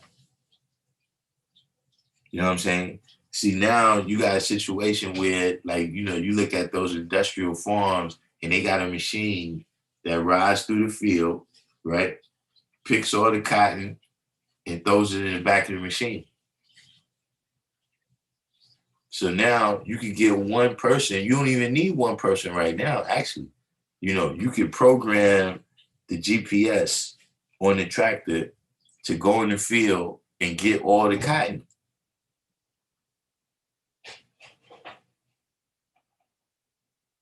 So in reality, the technology has rendered us, you know, in terms of, like I said, the purpose of what they brought us over here for in the beginning.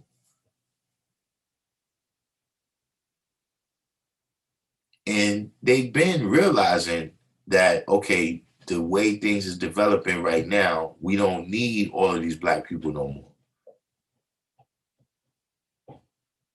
And that's where you see the literature starts to pick up, you know what I'm saying, in terms of, okay, what are we going to do with these people? Like, are we going to give them a part of the territory? You know, are we going to give them California? Are we going to send them back to Africa? What are we going to do with these people because we don't need them no more? You know what I'm saying? And a lot of the things that you see right now, right? A lot of things that you see right now that we talking about, you know, in terms of the welfare, you know, we didn't really bring that up yet, but in terms of the prison industrial complex, a lot of that is the decision that was made of, okay, well, this is what we're going to do.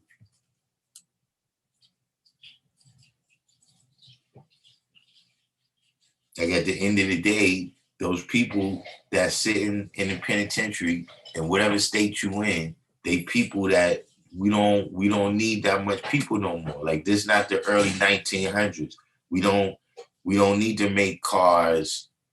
We don't need to build transit systems. We don't need to build skyscrapers.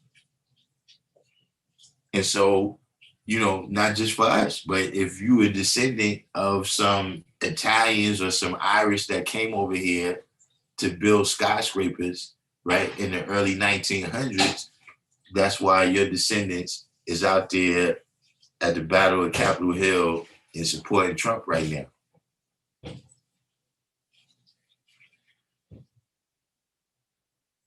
Because it's no more use for you. You know what I'm saying? We don't have no wars. We don't send people to wars like that no more. Where okay, we get rid of certain money out like that.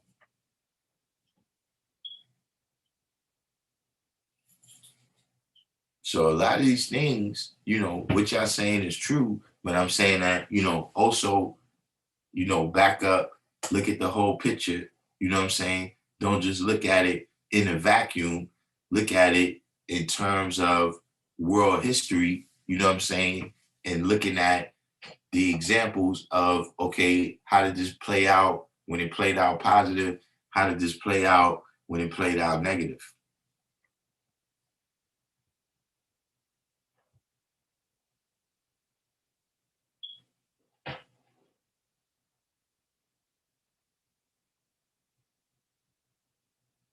What Coach Wise said, so we want people not to have income so that it can be really chaotic. I was on unemployment for almost 3 months. If I couldn't feed my babies, things would be rough for people in Seattle.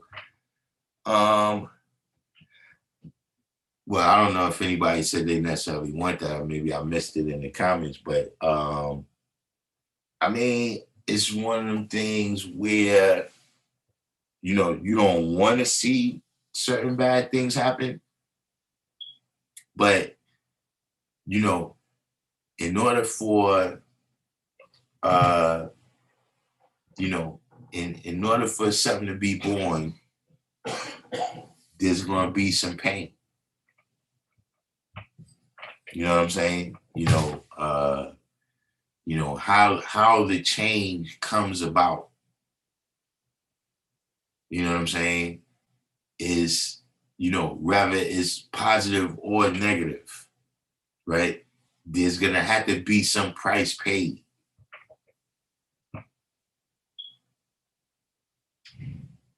You know what I'm saying? And, that's one of the things that, you got to look at, when, if you say you want to take the devil off of the planet, well, look, he's going to take his economic system with him. All of the things that we don't think about, but at the end of the day, these things is the nothing. We say he likes the devil because the devil gives him nothing. All of these things is a part of that.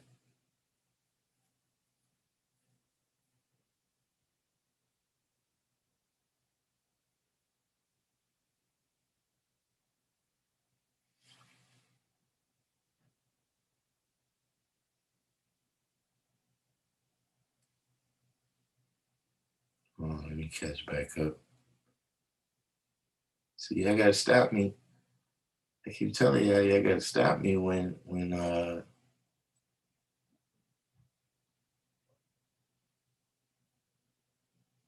I start talking too much.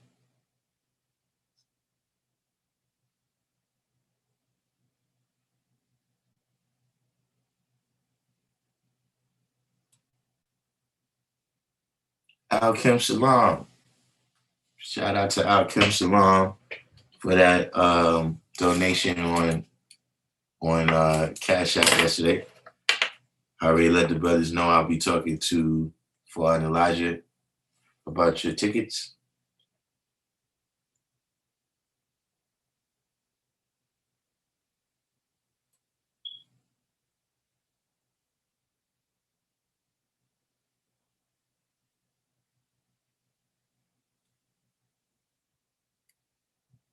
So that was Fred Hampton that said that. War is politics with bloodshed, and politics is war without bloodshed. So yeah, probably I can't recall who said it, but there's lots, like he expressed that, you know what I'm saying? I use this, but that's, politics, you got other people that's politics is in lieu of war. Meaning being that, we could have war over it, but instead of doing that, we're going to deal with politics. But if Fred Hampton was the one that said that, though, that's shout out to right, the God I'll be put right here. Politics is the distribution of power, right? And then, necessarily included with that distribution of power is the distribution of resources. And see, when you break it down the way the God I just did right there, right? When you break it down the way he just broke it down, then you can see clearly that when you deal with the distribution of power and resources, right? And you deal with that in the atmosphere where there's no governing body,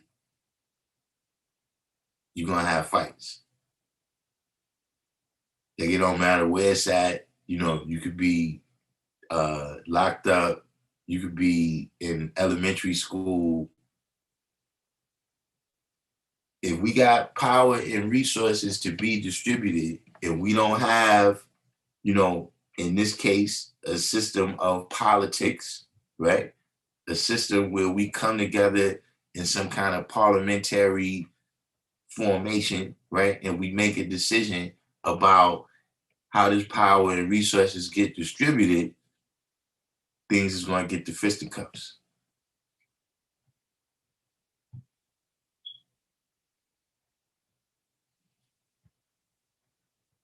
So Black Observation says right here, that's true, but did Nancy Pelosi not hold aid to Americans because of a disagreement with Trump? Our government is dangerous. They dangle our money over our heads. That's too much control to say you have to wear a mask. It was a test to see if they can do what other said nations been doing, and they won. You know, I mean, definitely they, the people is pawns in this game. You know what I'm saying? This game that we're talking about right now of power and control and resources, you know what I'm saying, et cetera, et cetera. You know what I'm saying?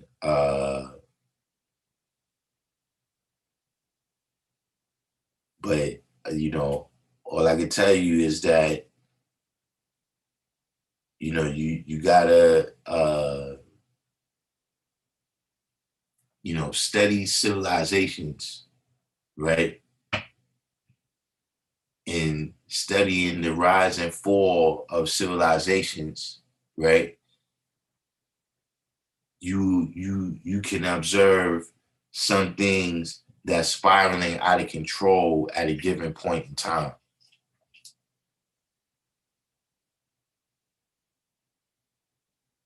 But you gotta remember, no matter what empire you was looking at, you know what I'm saying? Like in the Roman Empire, nobody was sitting around saying, yo, in 50 years this is about to be a wrap, right?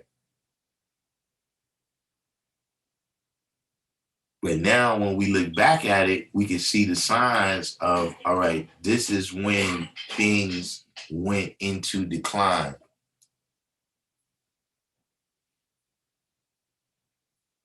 A lot of times we can't tell that. No matter what it is. Like pinpointing that actual time when it's like, okay, things is going into decline.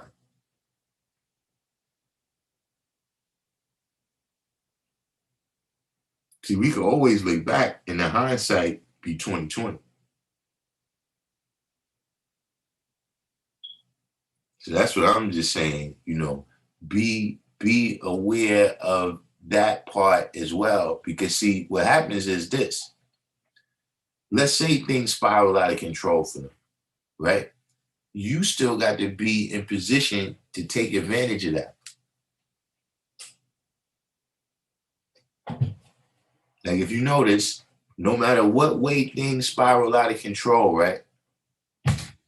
In America, the American science is that somebody gets rich off of that.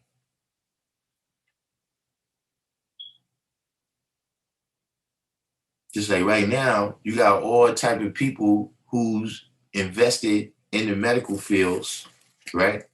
That made billions of dollars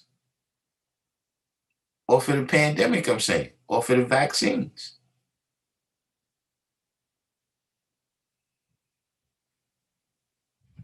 It's new people in the 1% right now because this thing came out. Whether it's the housing market crash, whether it's 9/11,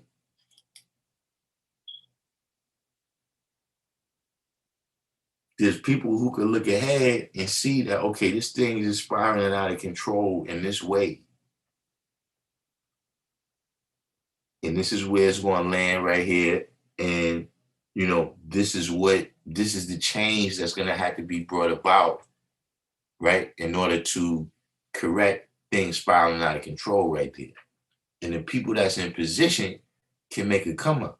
So that's what I'm saying is that we got to observe carefully what's going on with these situations, right? Because if we end up in a situation where, okay, it's something that we could do now, we got to be prepared.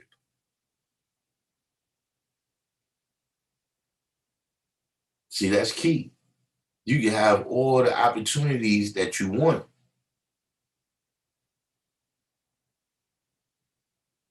Just like right now, if they say, look, we got jobs down at the hospital, we hiring brain surgeons.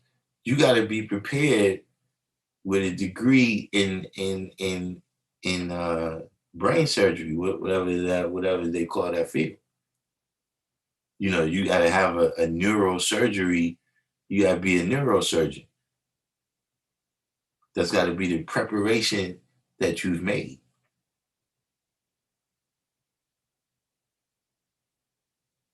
So that's why I would just say, do the knowledge, because it's not necessarily saying that you're wrong in the way you drawing it up right there, but just saying that all of these facts and circumstances still need to be weighed first before we make a conclusion.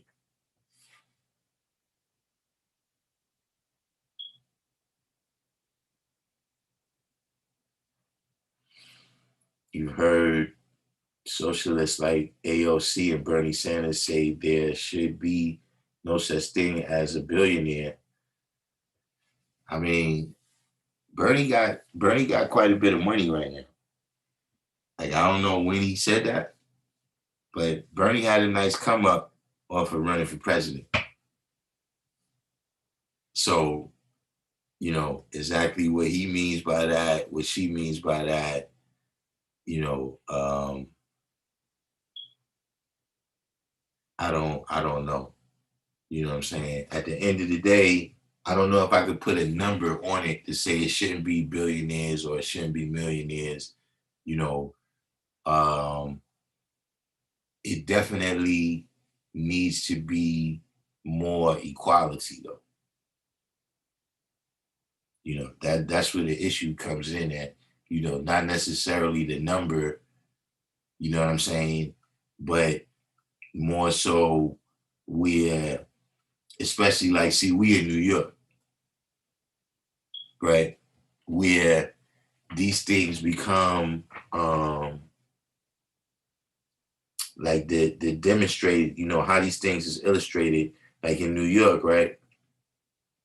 You could have a building where inside that building, by the time 1 o'clock in the afternoon come, dudes have signed billions of dollars worth of deals.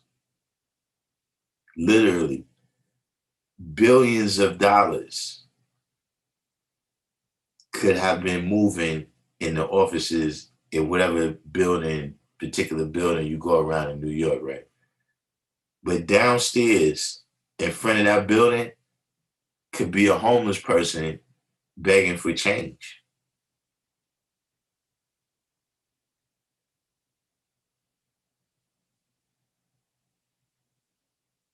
Or anywhere that you be, you know what I'm saying? You walking down the street downtown, you know what I'm saying? And there's a dude that's on his way from one place and he's going over to a meeting to land a a contract for millions of dollars.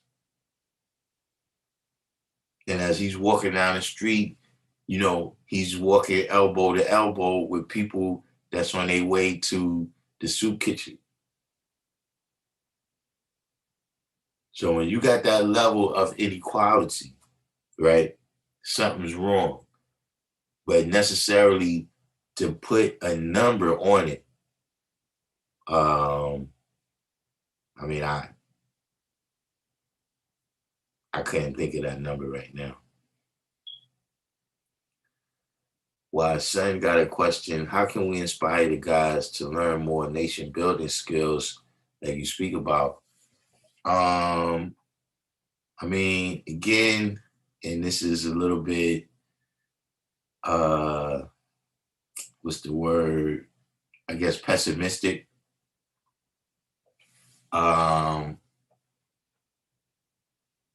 People got to end up in a situation where there's no running water.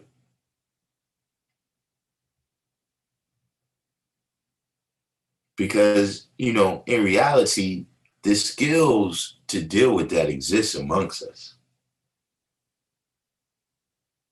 We got builders, we got plumbers, we got carpenters, we got bricklayers, we got concrete pourers, et cetera, et cetera.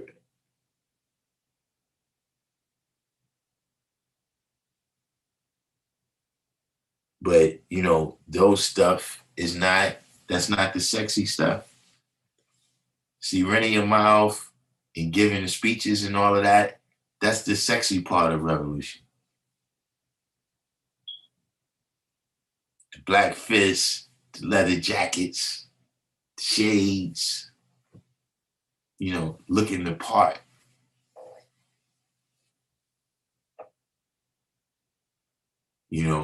But it used to be a saying that necessity is the mother of invention.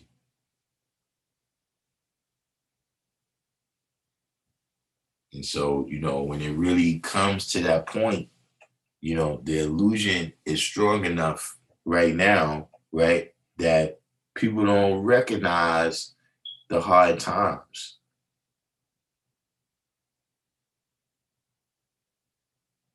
They don't recognize the being beaten and killed by the ones that advocate that kind of God.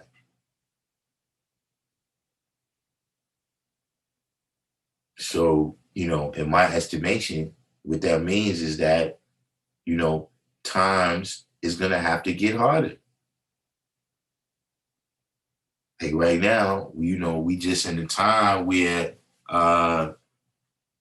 like Harriet Tubman was saying that, if more people realized they were slaves, then more of them would have wanted to come with her. She said she could have saved more of her people if they only knew that they were slaves or some of that nature. So it's the same thing right now. More people would want to be involved with freedom, justice, and equality if they realized that they was in bondage. See, a lot of times a person don't realize that they lack freedom until they try to do something.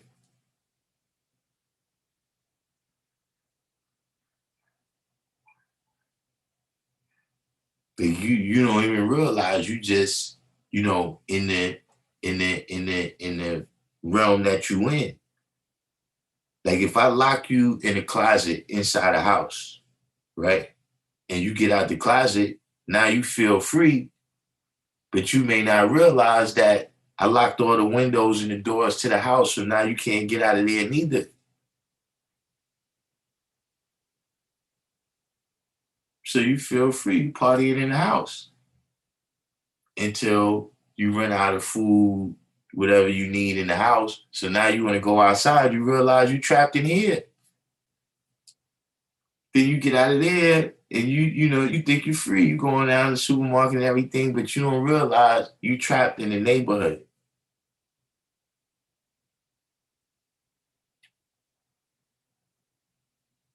So it's the same situation right now. As long as the plantation is this big, and by this big, I mean the size of America. And right now, you can jump on a plane, go to California. If you try to go outside of America, now you start to bump into a little bit of resistance. But I'm saying, right now, you jump in your car, go to Jersey.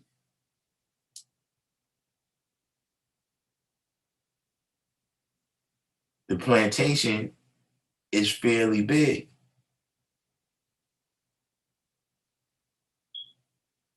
And as long as that's the case, you're going to have people that's frolicking right here saying, look, massa, we's got us a nice house.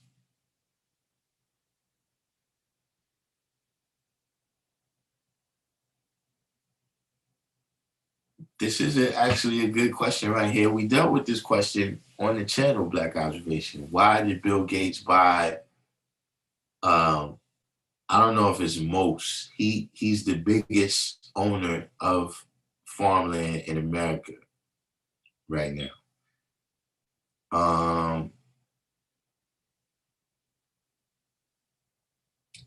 That's a great question. It's one of them things where, like I said, a lot of things is happening where, for me, I'm still in the stage of doing the knowledge. I haven't come to a conclusion. Do I have, knowledge of things to be aware of him dealing with that? Yes, but I haven't come to a specific conclusion. I haven't come to a specific conclusion of why he did that, you know, but you know, there's dozens of reasons why he could have.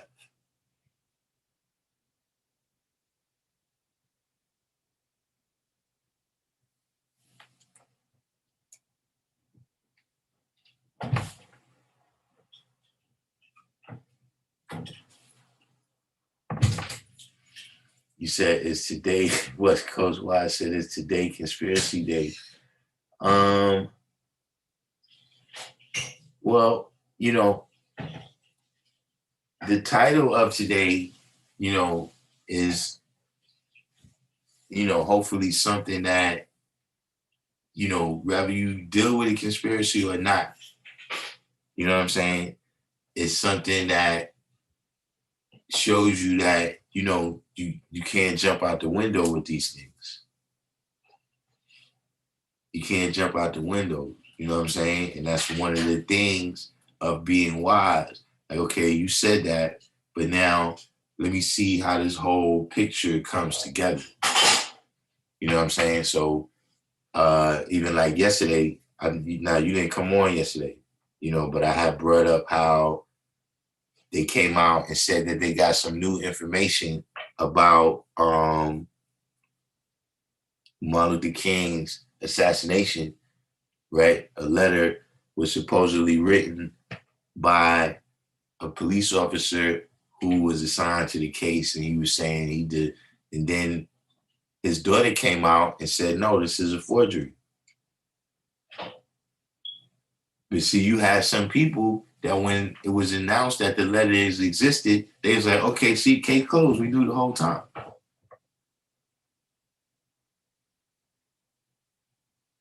Like just, when it comes to coming to an understanding, let the knowledge and wisdom come in. And how they say, look, don't count your chickens before they hatch. And not knowing is it's a perfectly valid thing.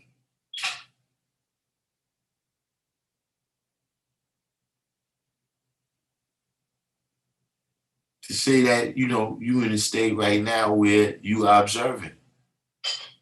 You know where your square is, you know what your square is, you know how to be on it.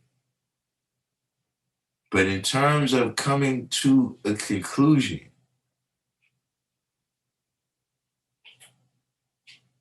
wait for all the facts. But Bill Gates is definitely, Bill Gates is the kind of person, where I already said that for myself. My personal opinion of Bill Gates is this. He's not a person, uh, like Bill Gates coming around me, I'm saying, right, with a needle saying, look, I got some save your life right here. Bill Gates is not a person that I trust. Like just I'm saying, the look on his face. That's what I was saying. Like if he wants to save the world with these vaccinations, what he needs to do is hire a point person, hire some kind of spokesperson that has the type of demeanor and the type of exterior that would lead people to trust and believe what it is that you're saying. Like he already, like somebody put it here already, like, dude, you do computers, man. Why would I want you injecting me?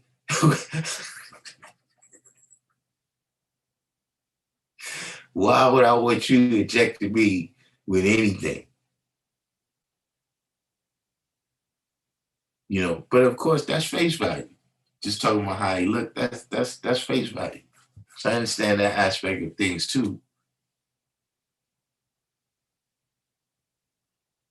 But with Bill Gates, man, see, because to me, I'm gonna tell you, Bill Gates to me, and like I said, a lot of this, this is a little bit going back in the time. But see, Bill Gates is picked up Rockefeller. I think it was David Rockefeller.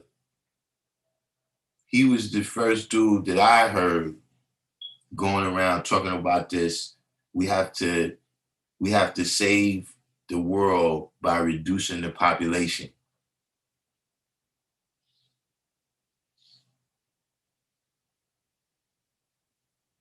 And through whatever mechanisms, Bill Gates is the new rich person who, through his liberal views, he feels that we need to control the population of the third world in order to save the third world.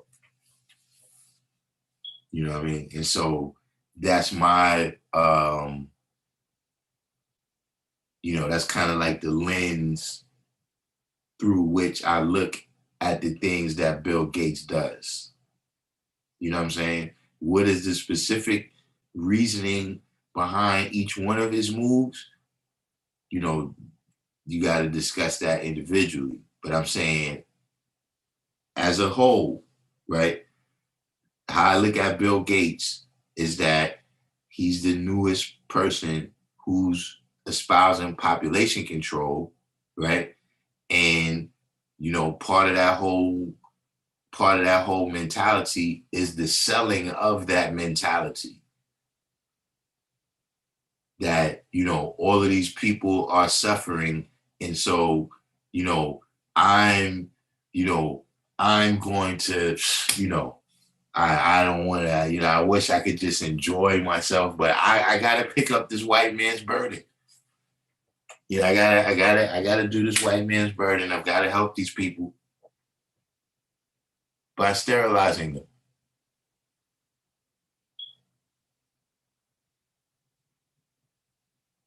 And so the rest of the stuff, it fits along with that to me.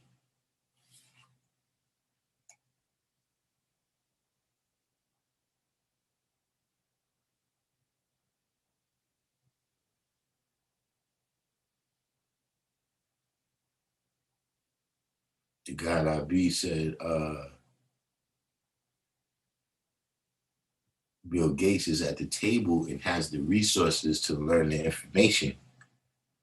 Black Observation says, I live in Queens, which is said to have the cleanest water in New York City. Now, a few weeks ago, I wrote a letter to the state because the levels of whatever chemicals they were putting in our water were so high that I can smell it from the sink. We have to be careful and speak out when we see these things.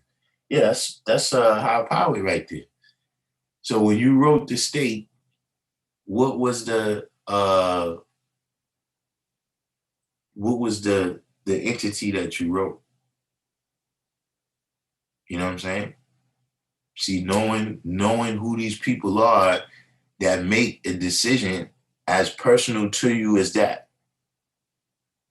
Like, you don't know who this person is, but they decide how clean the water is at your house. They decide what books your children is going to read when they go to school.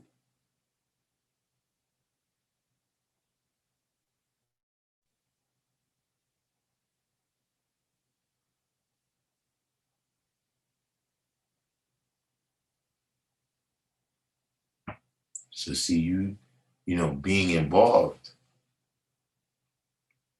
that's how you got to do things. Yeah, that's a good question too, Melissa Davis. Oh, he didn't say he tested the water. He said he could smell the difference in the water. Bill Gates is dangerous. I mean, you give anybody that kind of money, they're dangerous. I mean, this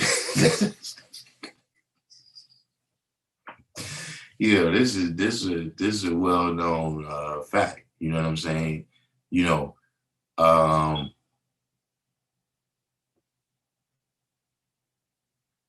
Bill Gates, to me, that's a whole other topic.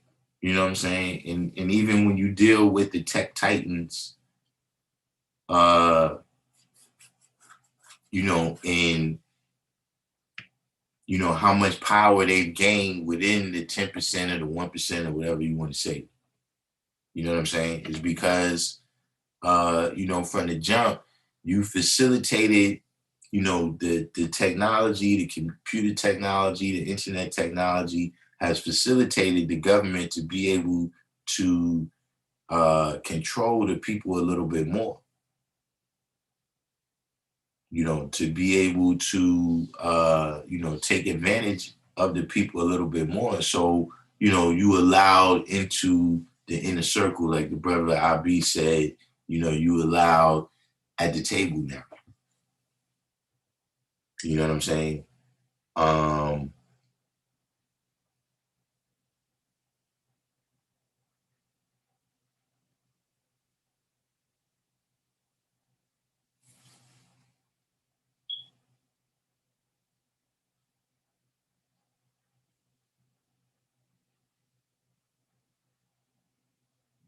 all right, so Black Observation said he has a pH balance kit. So the pH balance kit, uh, is this, can you test the alkaline water with that?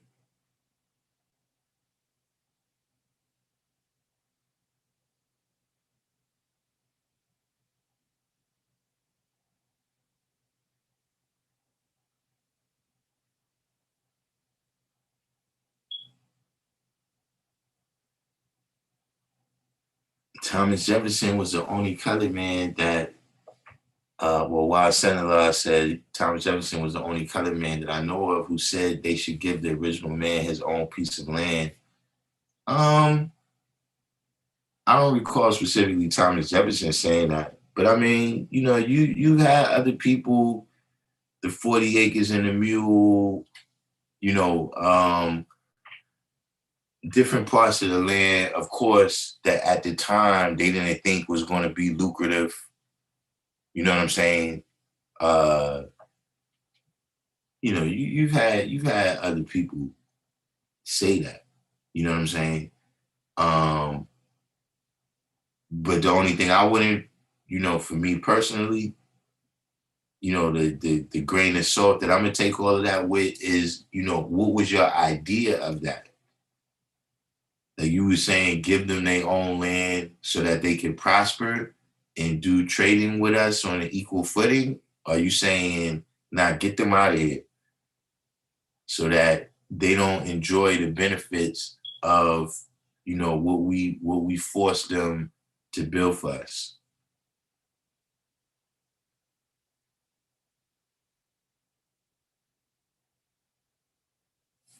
You know, that would all be, you know, these types of things.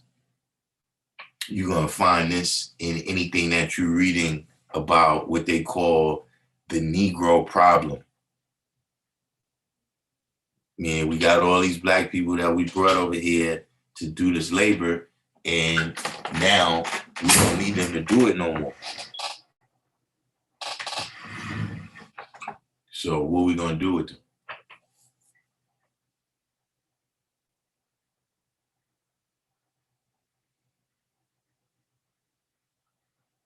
Right, the God I be said they don't need these poor whites either. That's what I'm saying. So a lot of times when you see those white people out there, you know, that's what they're protesting. You know what I mean? Because no matter who you're dealing with, whether you're dealing with cockroaches, whether you're dealing with people, whether you're dealing with sharks, the first law of nature is still self-preservation. And so, yeah, it's different things. I don't want to compare our situation to their situation. You see what I mean? Because, you know, even when you take things to that political level like that economic level like that, see, you still got to deal with the sources of the social problems.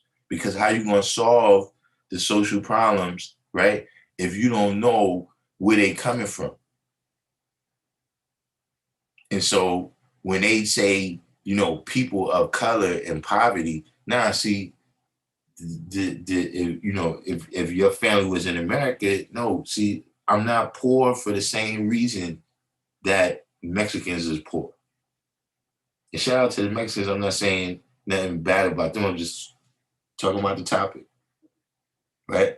Laying out the facts. Mexicans is poor because they was poor in Mexico, and they brought that poverty here with them. Same thing when you deal with Europeans. Europeans is poor because they was peasants in Europe.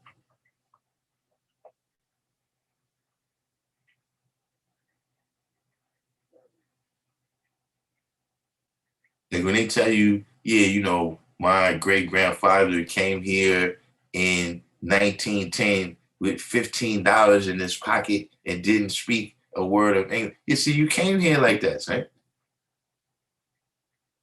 That's totally different from the systematic separation of you from the products of your labor, you know, and then the benefits of any of that product. That's totally different from, you know, laws being passed right here where you at right now by the same entity that's now in control, right? That's something that's totally different. So don't get me wrong that I'm saying we necessarily all in the same boat in terms of what our situation is. I'm just saying that if you look at the things that's happening around you, right, and you asking yourself why,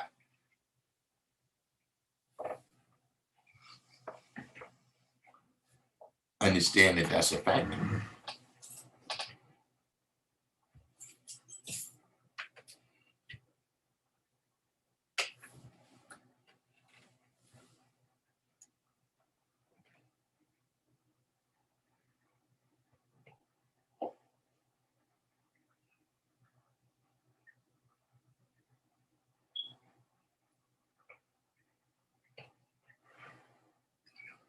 As W said, there are tons of programs giving people. Wait a minute.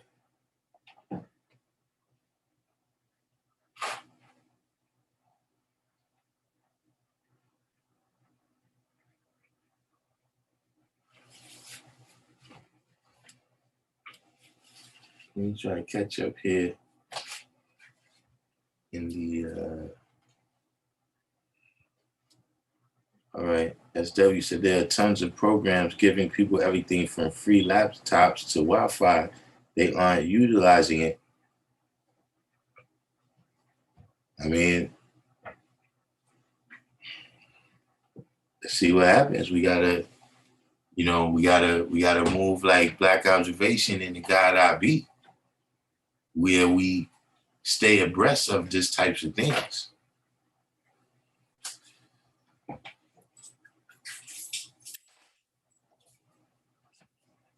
A lot of things we ain't paying attention to.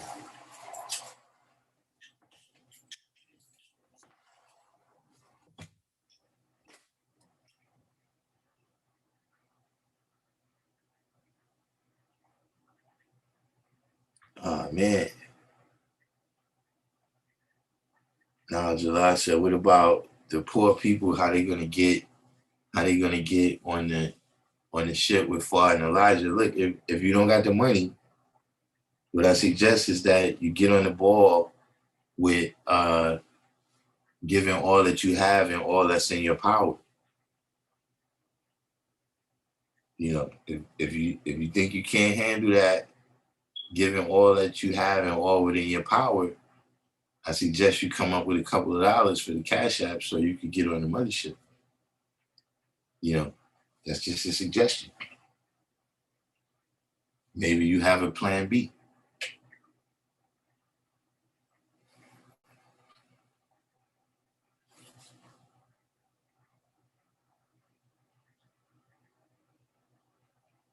Yeah, matter of fact, Black Observation, you did ask me that question a while back.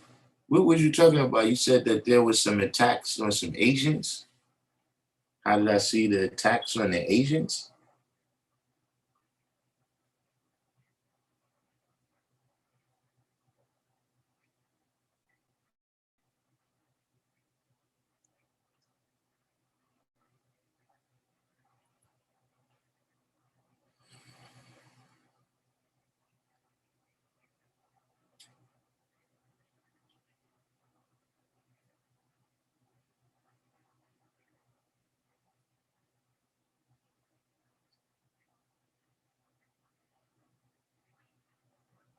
Alkim Salon said he's going to be in business class.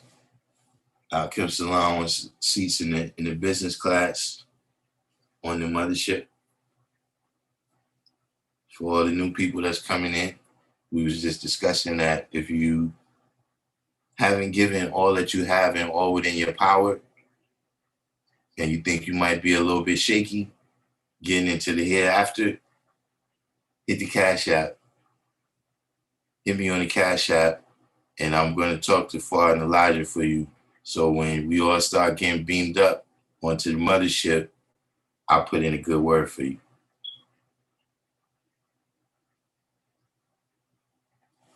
Now back to the comments here.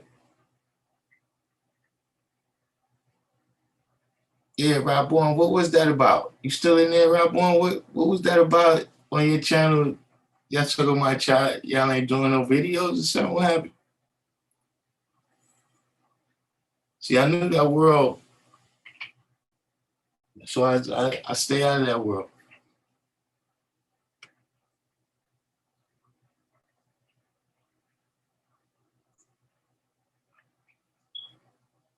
Black Observation said, when you say there should be equality, are you saying equal opportunities, or should there be a salary cap? And if so, that's not freedom to say you can't have this much. And see, that's what I'm saying. That's why I couldn't put a number on it.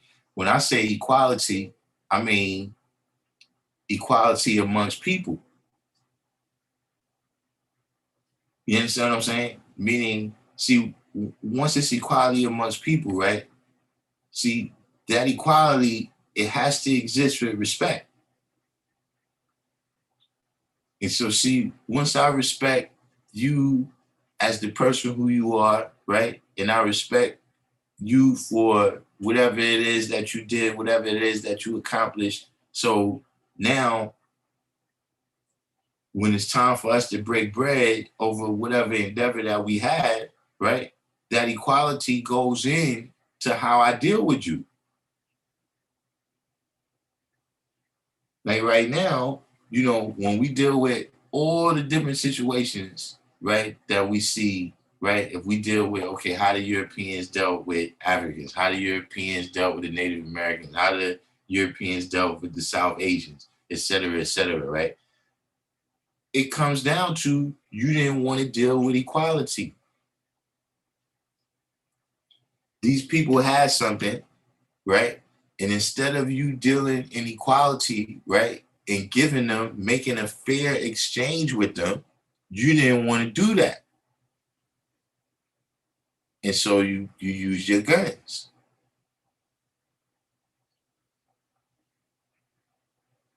So I'm saying just from that basic principle right there, that once you got equality in the society, you know what I'm saying, where you don't have one group of people that's looking at the other group like, yeah, but they're not even really people though. They not civilized.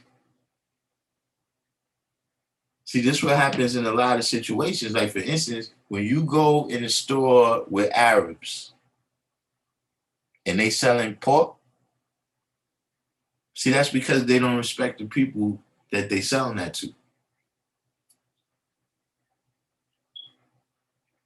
Because how you from a country where, you know, y'all chop people hands off and kill people and all of this stuff for committing these crimes against the law, but then you come over here and you sell people pig.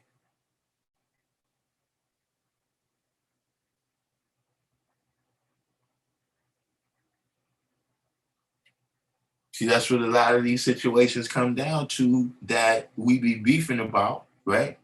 Not beefing, but I'm saying things that, you know, our grievances with the political and economic establishments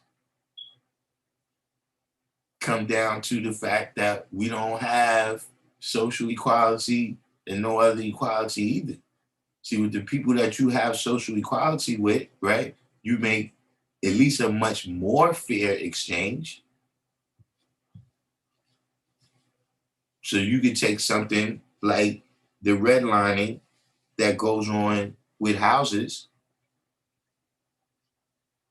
and see that, okay, based on the person's social positioning, right? In America, your social positioning, at least for us, is based on the color of our skin, right? We're going to deal with one equality with these Polish immigrants. We're going to deal with another equality with these Black people that's been here the whole time. So, it's not really equality in the sense to say, okay, everybody gets $6, but just equality in how you deal with people.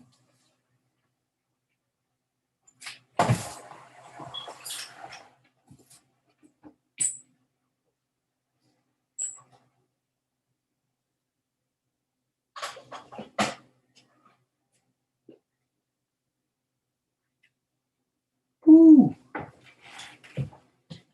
heading downtown. I'll be back in an hour and a half. You ain't going anywhere. All right, see you in about an hour.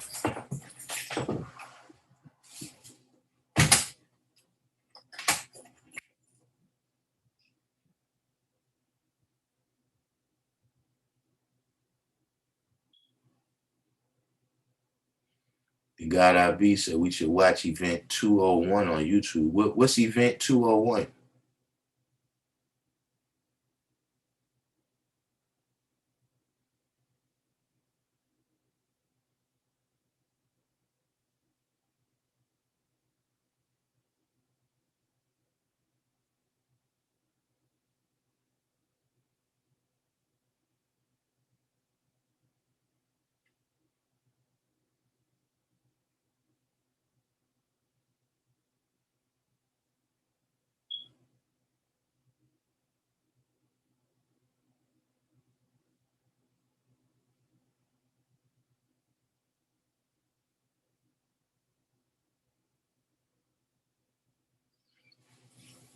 So I see you got a statement here from Bill Gates. Bill Gates says the world today has 6.8 billion people. That's headed up to about 9 billion. Now, if we do a really great job on new vaccines, healthcare, reproductive health services, we could lower that by 10 to 15%. I mean, like I said, I first started hearing this stuff from David Rockefeller, and ultimately it leads me back to what I said is that, like he's saying right now, 6.8 billion people, right? Is headed up to 9 billion people. Now, out of that extra 2.2 billion people, right? How many of them you think is going to be in the 10%?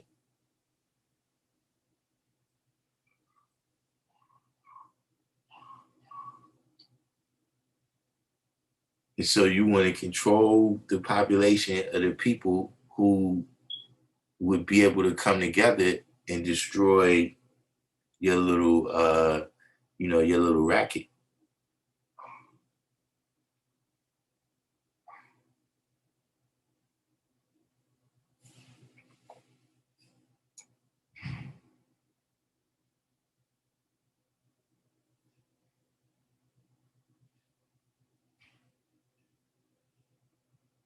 So the New York State Health Department is who you would contact if something's wrong with your water.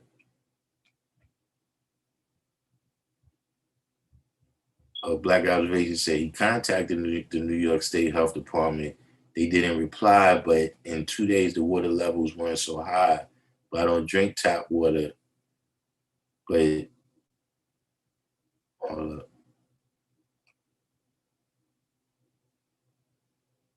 but I was concerned for those who do.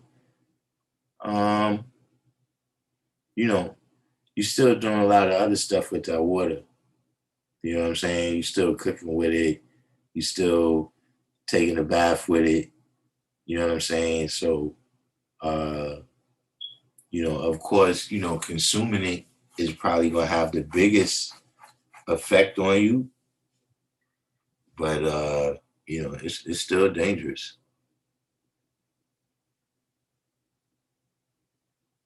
So Melissa Davis says too high of an alkaline water is not good for human consumption. Keep the water at a natural pH balance. Otherwise, it will irritate the digestive tract and can cause acid reflux. See, the jury's still out on the alkaline water, man. I'm still trying to figure it out.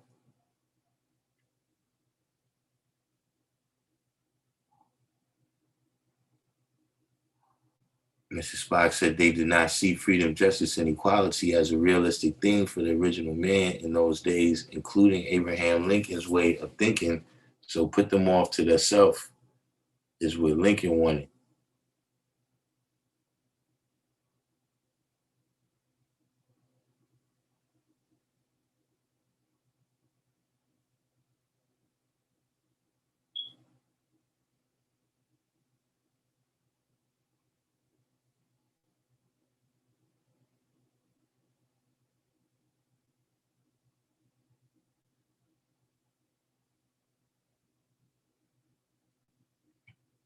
So the God I be said there's been a whole push for Asian rights right now due to the persecution from the Chinese virus label.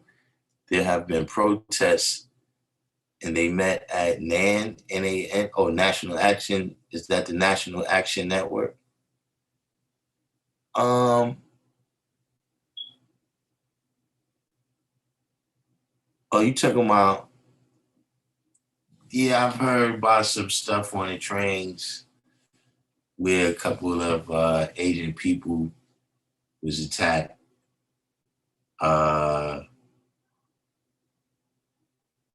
Yeah, I did see that. Somebody, Jeremy Lin, Chinese basketball player, said somebody called him coronavirus at a D League game. You know,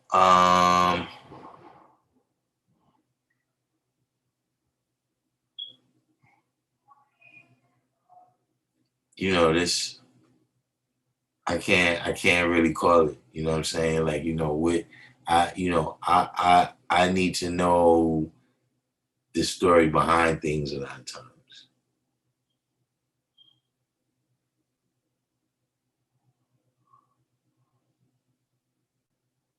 You know, I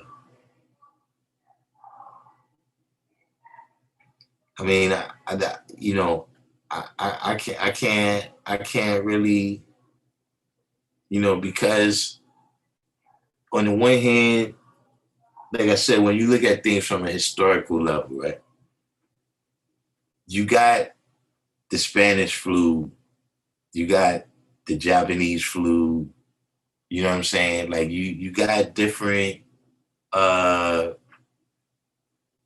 especially when it comes to these strains of flu, depending upon where they first register it.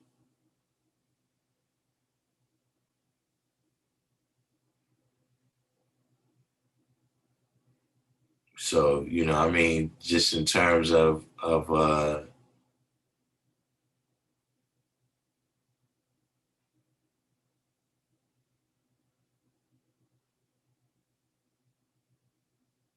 in terms of the name of what they calling the virus, what I mean, in terms of like, individual Asian people being attacked on the streets, that's uncivilized.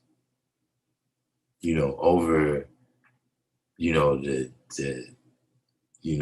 the coronavirus. That's uncivilized. Just to attack a random Asian person, who may have never even lived or been to China. You know what I'm saying? That would be that's just uncivilized.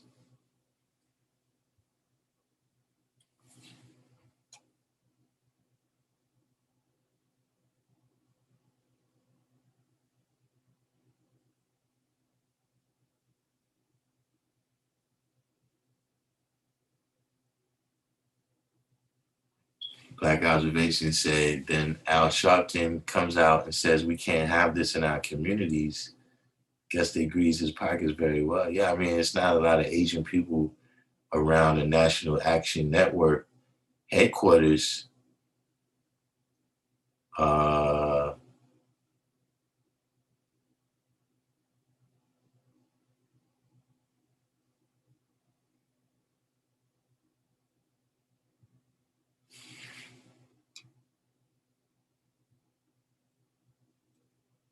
you make a point right there though too. 793rd. So who is the colored woman shooting LeBron the bird all in his grill from the sideline during a recent game?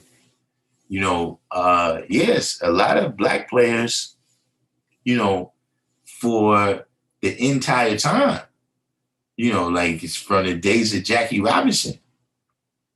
Some of the things that black people have had to put up with, from the fans is ridiculous. That's what I'm saying. Some of this stuff I don't be divine thought. Peace to the God. So Event 21 was a coronavirus mock simulation that they had just before the pandemic. It was facilitated by the Gates Foundation and many other power brokers. The whole thing is on YouTube. Yeah, actually, I got to check that out.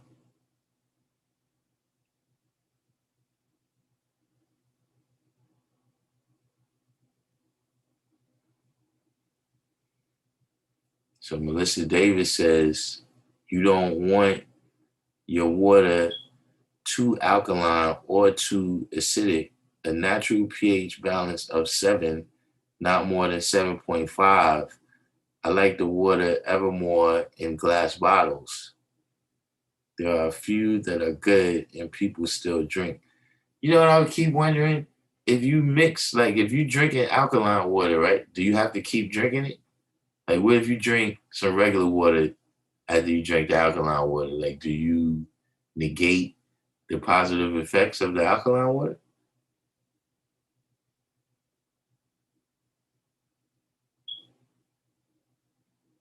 Still trying to figure that part out. But yeah, I gotta check that out. The event 201. So it was a mock. It was like from what perspective? Like it was like them being in like a control room, like they in a war room and they getting reports, or is it like they at an emergency room in a hospital?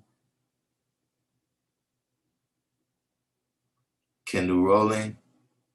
Yeah, look, everybody got to do the each one, teach one, hit the like button. Otherwise the alerts don't go out.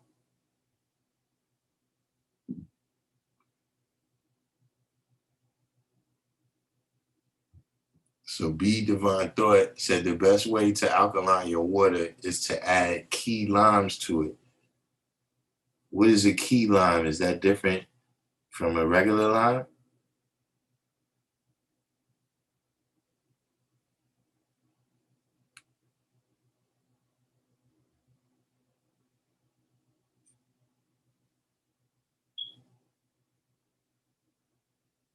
So Melissa Davis said they still drink rainwater, and if there were an emergency that you needed to clean your water, hydrogen peroxide and iodine would be the two things I would add to water in an emergency.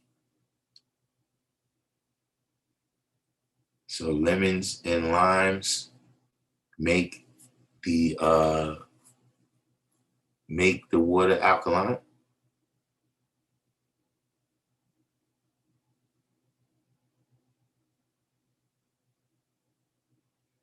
All right, so the guy IB said this simulation was from a war room situation. And what did they call it? Like, what did they call the virus in the simulation?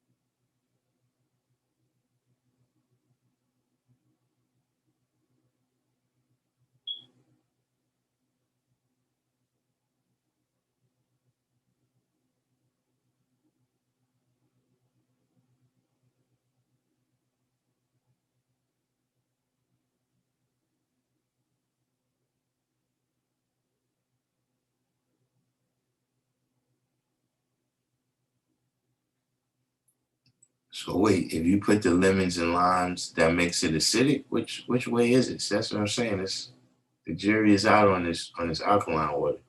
So the God I be is saying that the simulation in the event 201, that so it was a member of the, like whatever was the virus that they was monitoring in the simulation, it was a member of the coronavirus family. Yeah, that's interesting to say the least.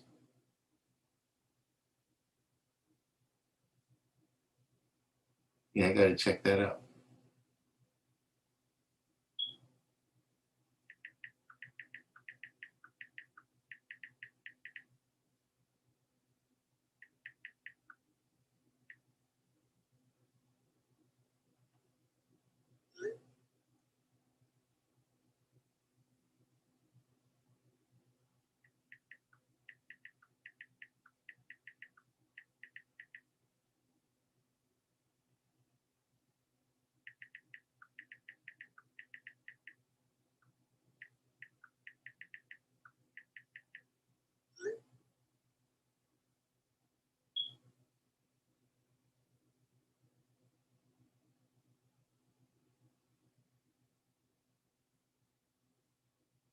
Now we're getting into,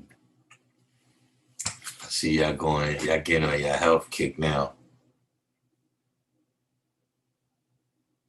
So this was called coronavirus associated pulmonary syndrome. Hmm.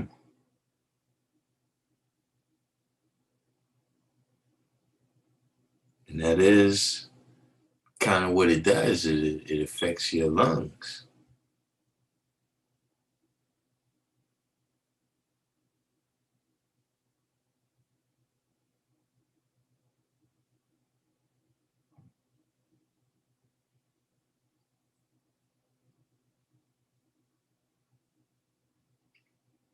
You do make a good point right there too, Black Observation. But you saying that, the situation with the Asians being attacked is more of a situation about mental health. But, you advertising it as if it's, some type of hate going on between groups. But in reality, you just taking an opportunity to blame it on something that now you can say is not your fault. You know what I mean? In terms of the establishment, right? If it's about hate between people, then it's not about you failing society. You know what I'm saying? It's not about you failing the people in society, failing to take care of their needs, and having them in these stressful situations.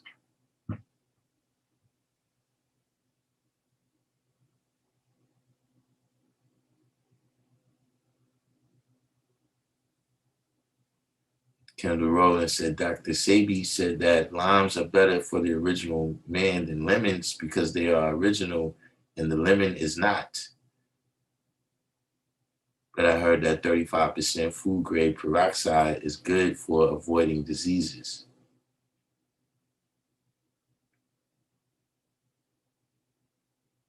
See, now we up to the apple cider. We up to the apple cider vinegar. IT said that alkaline water will bind some of the negatively charged items in your body and help expel them. But like your motto is too much of a good thing ain't good. Melissa Davis said the whole alkaline thing is a marketing scheme. Keep it natural.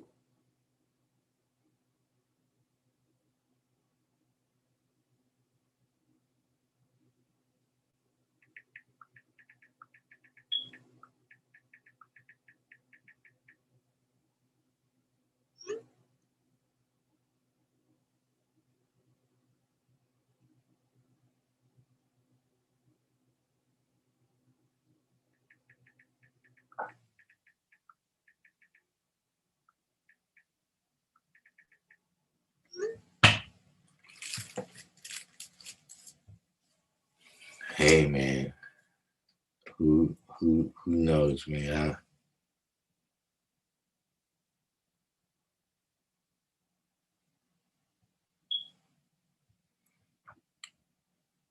Right. Black observation saying that the agents is not the only ones getting attacked. Everyone is getting attacked.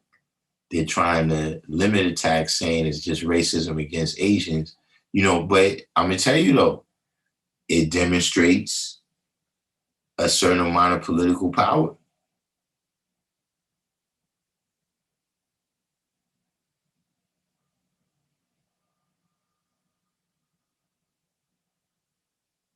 That you can have your issue brought to the forefront like that.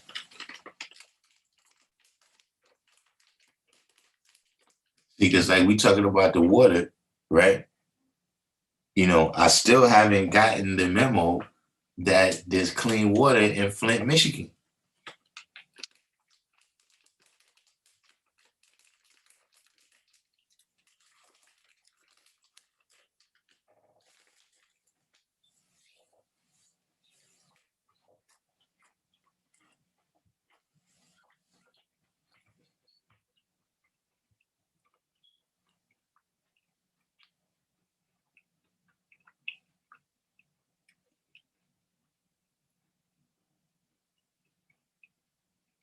Like I said, resources is finite at any given time. No matter how infinite you want to say a resource is, at any given time, we got a measurement on how much of it that we got. And so this is why I bring up, some of these things, for instance, these different bills, the different policies that's being instituted by Biden and Harris, the different items that's included in the stimulus packages. Because once again, we see things that's in the stimulus package for people that's not even in America yet.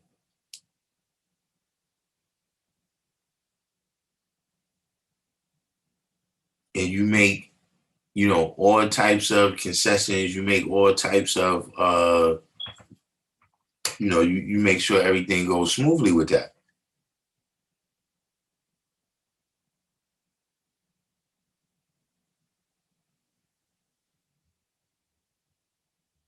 And then, like Mr. Spock said, Flint is like it's a third world country. It's like, it's not even in America.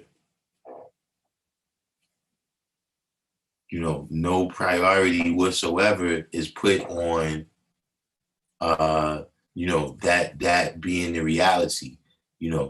All kinds of people got bailouts, all kinds of industries, et cetera, all types of towns, municipalities, cities, states. Where was the loot for that water?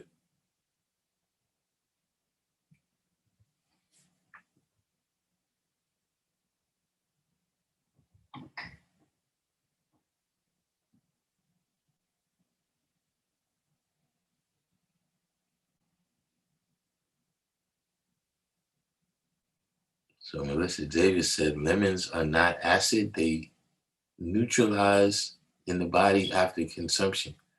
So I was about to say, wouldn't there be citric acid in a lemon?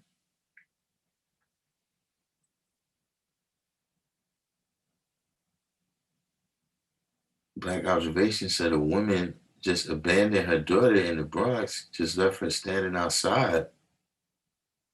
Hmm.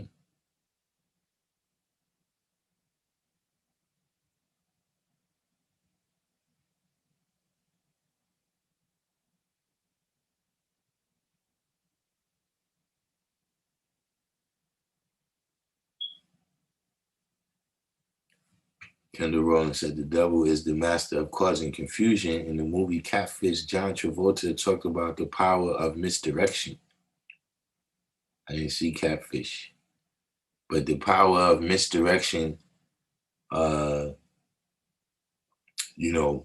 misdirection misinformation, disinformation, et cetera, et cetera. Yeah, all of these is the tools.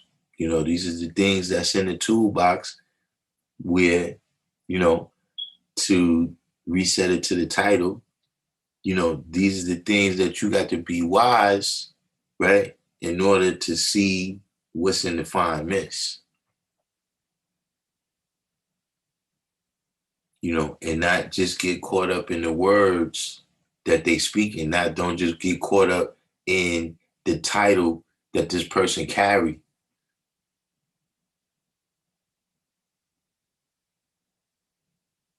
See, that's what happens a lot of time. See, name dropping, that's one of the forms of that. That's one of the forms of using wisdom, where you can use wisdom on somebody who's not wise, right? And fool them. What's the name of that experiment? I can't never remember the name. I think Mr. Spock always recalls the name. But there's an experiment where um, they get these people to deliver electric shocks. Like, the experiment is the person comes in and there's a button where they're supposed to press, and it shocks a person in a different room that they can't see. So the doctor tells the person that, look, the shock doesn't really hurt the person. Like, we just doing an experiment, but it's okay. Now, each time the person presses the button, the amount of electricity in the jolt goes up. So the person is screaming more and more. Some of the people start screaming, yo, I got a heart condition. I feel, yo, I'm dying. Let me out of here. And what they found is that like 95% of the people will just keep pressing the button because the person that with the scientist jacket on tells them that it's okay.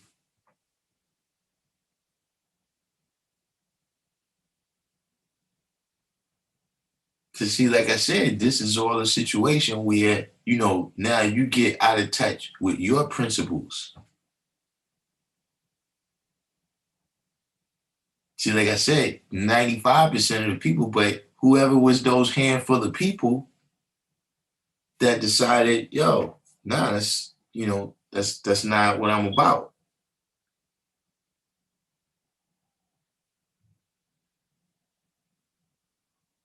The people who's in tune with themselves and what their principles is.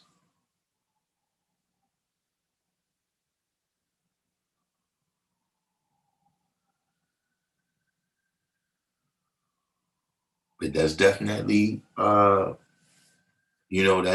one of the things that we have to be wise about. Is the misdirection that exists in the society that we live in.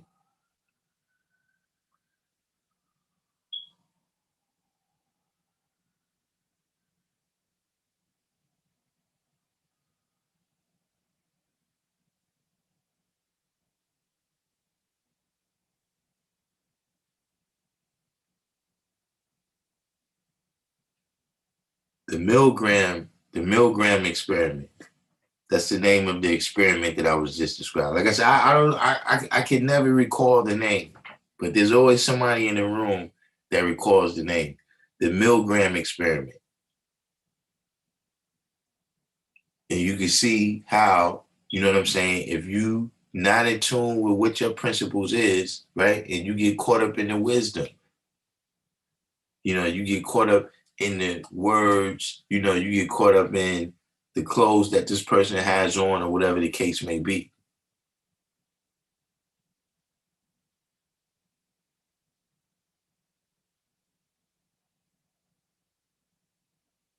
Magnetic Mike.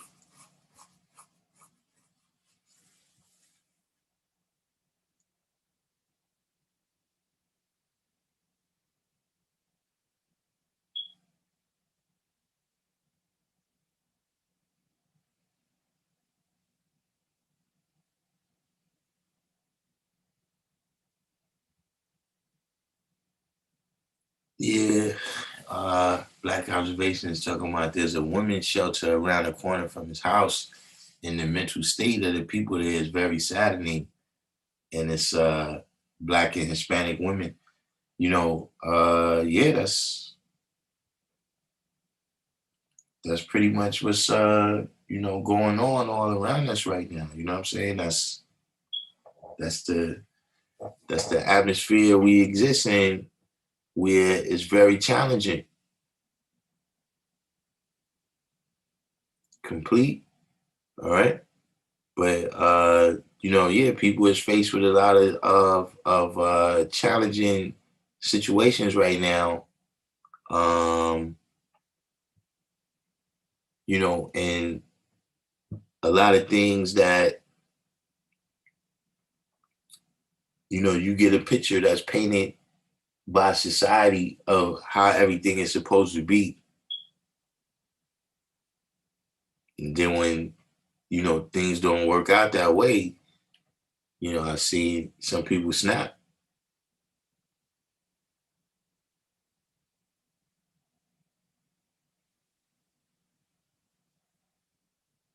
But it's definitely an issue. It's something that at least in my mind, I is it's something that's more prevalent right now. You know what I'm saying? Than at different times in the past. I really don't have a lot of expertise on it. You understand what I'm saying? With a lot of that, all I can tell people is, look, I'm not that kind of doctor. Like right now, no matter what's wrong with you, right? I only got one medicine. If that medicine don't work, you gotta go see another doctor.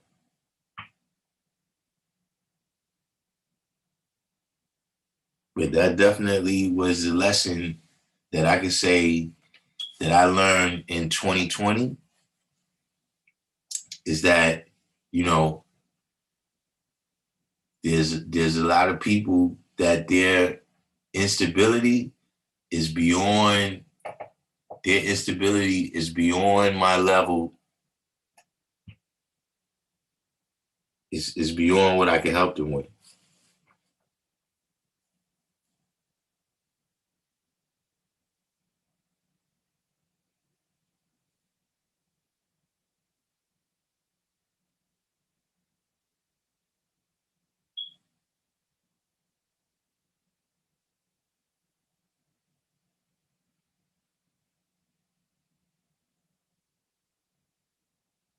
See that this is another good point you make right here. Right? This is another thing that, we didn't cover so far in talking about the interaction between the government and the people, right? But you were saying that just geographically, in terms of the women's shelter, is right around the corner from two liquor stores, and all they do is drink and fight all day. You know what I'm saying? With a lot of these programs, and we talking about everything from the Board of Education to whatever department it is that takes care of the homeless, to the NYPD, et cetera, et cetera. These people's pain becomes their economy. Like, you might only be making minimum wage. I'm not saying that these people is getting rich. But whatever it is that they're getting, right? A lot of times it comes from these people's pain.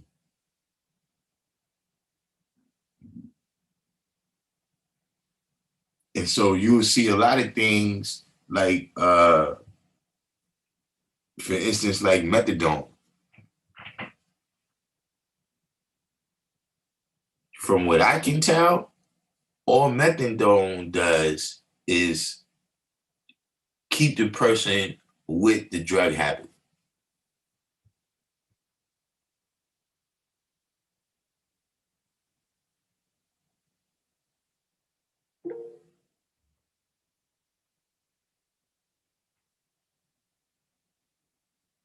But if everybody got off drugs, would they make money at the methadone clinic?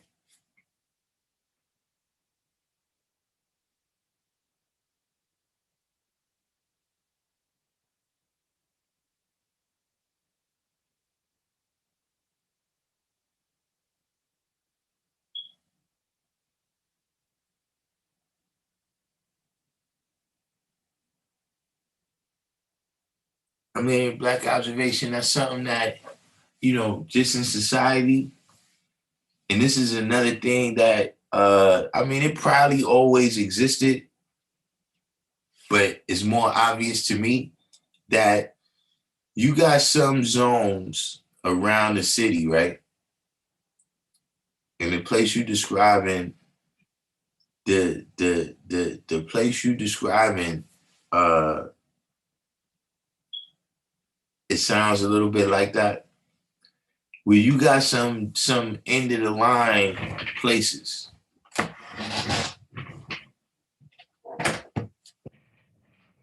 And by that, what I mean is,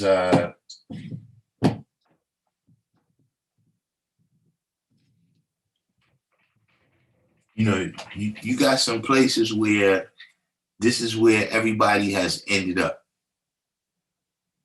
You know what I'm saying? Meaning people that have been failed, right, on multiple levels. Like that's where they end up at. You know what I'm saying? People who, maybe they got molested at their house, you know what I'm saying? They family failed them. You know what I'm saying? They got a miseducation from the system. You know what I'm saying? The educational system failed them. You know what I'm saying? As their mental health was deteriorating, the health system failed them. You know what I'm saying? Et cetera, et cetera. And then there's certain places around the city where you could go right now and you see all these people accumulated, you know what I mean? Or even other places that I hear about, you know what I'm saying? The different skid rows that they got around the country, LA, San Francisco, et cetera, et cetera. When you look at these places, that's a lot of who's there. Is the people that have been failed over and over and over again. And these locations become, the only places where they can go. They don't have any other resources.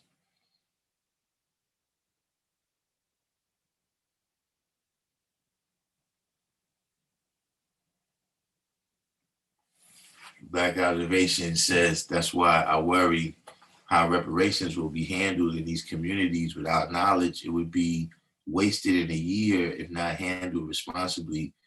And the colored man knows this. I mean, look, that's one of the, how would you say, uh, it's one of the tricky things, I guess, however you want to put it. And just in terms of, you know, that's one aspect of it.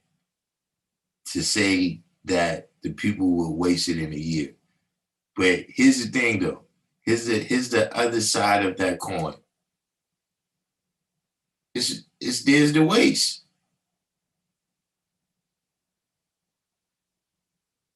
Like it ain't, this ain't about you giving me what is already earned and already owed. See what I'm saying? Because by that same token, what I'm saying is this. They can say that every week. Meaning every Thursday, Friday, they can say, look, let's not pay the black people their money. We already know what they're gonna do. They're gonna go buy liquor, they're gonna go buy Yeezys, they're gonna go, yeah, but guess what? This is America and I'm free to do that. You didn't put no restrictions on what you did with the money when you stole it. Don't put no restrictions on what I do with it when you give it back.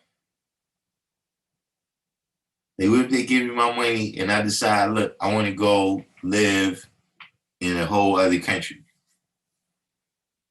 Be like, look, you gave me $10 million. I'm gonna go move someplace where for this $10 million, I'm rich.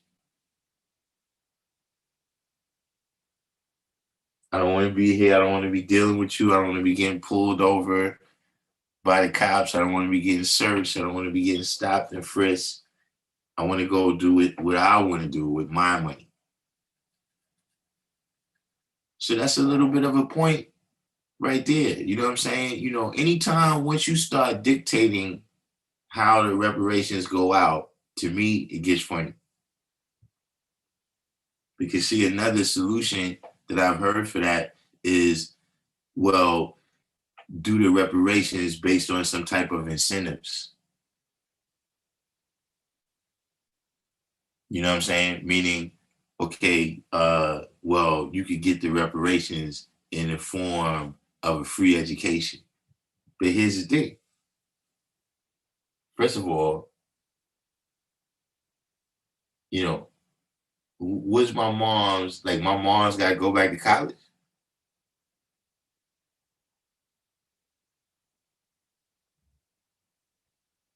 Like, what is she gonna do down? You know, why does she have to jump through extra hoops, right? When she's actually lived through Jim Crow.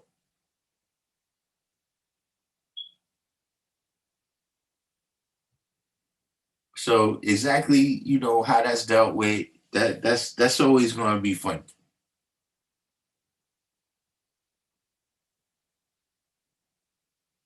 That's always gonna be fun. But to me, it's just something that, you know, look, you gotta let people do what they're gonna do. You know what I'm saying? Some people, that is what they're gonna do. They're gonna go out and look, some people is gonna die tonight. Like, if we get reparations this morning, there's some people that's gonna OD by tonight. There's some people that's gonna go out here running their mouth, using wisdom, not being wise, and get themselves hurt, maybe permanently. Because you think you somebody because you just got this little piece of change.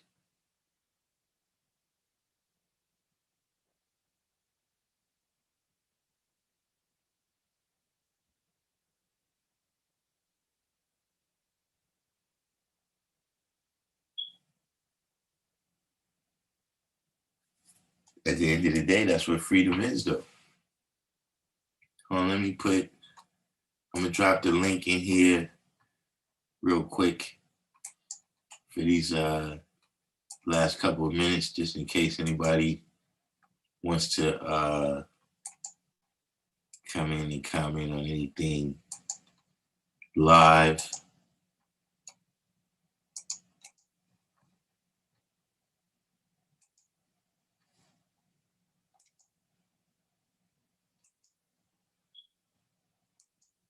We're gonna put out the call as well. Do we have any last questions? Any last questions before we take it down?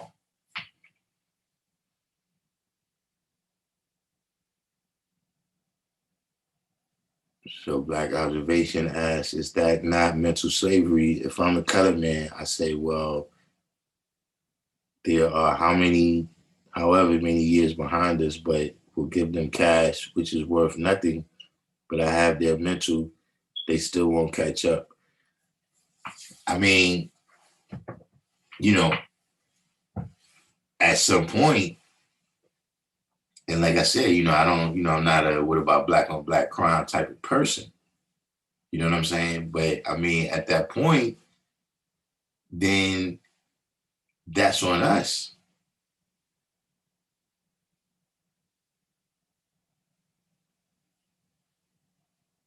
You know, at some point, we got to deal with, you know,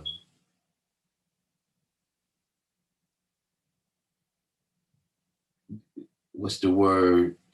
I don't want to use necessarily a Darwinian term, and go down that rabbit hole, but I'm saying that, stupid is as stupid does. Like if you get all your reparation money and you waste it, I mean, you know, you know, there you are. I'm saying, perhaps I'm saying this with my New York mentality that's how it is in New York. Like if if we all got something, you mess yours up, you messed up. Like I'm saying, look, we outside, right? Black observation. We outside. It's a summer day. You know what I'm saying?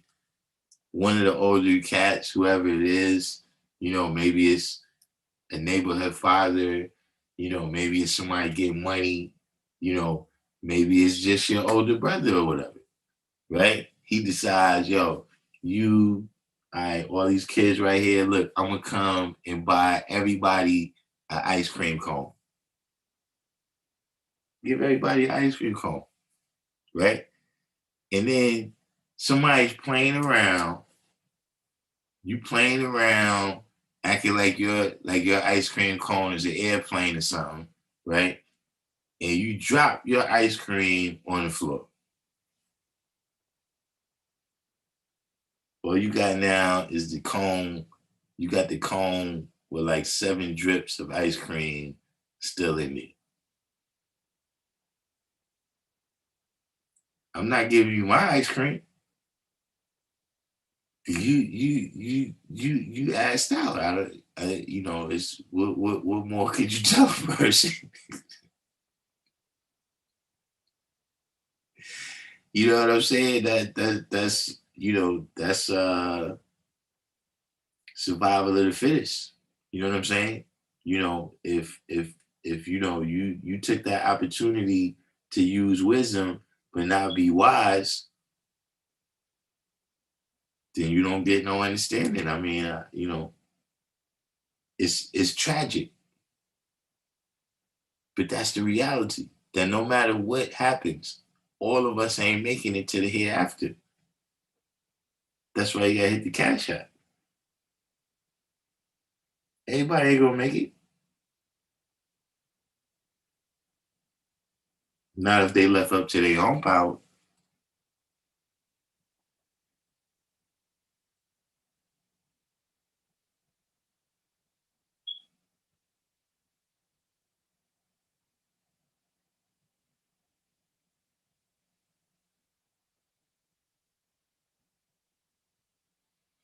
Kendall Rowland said, if reparations was approved, it would be divvied out to our Black educators and Black economists who would make the best use of this currency that might free our people.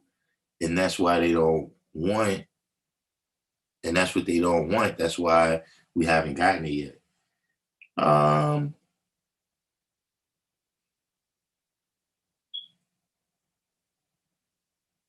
like I said, whoever is the different people is, what I'm saying is that, my particular cash, I need that.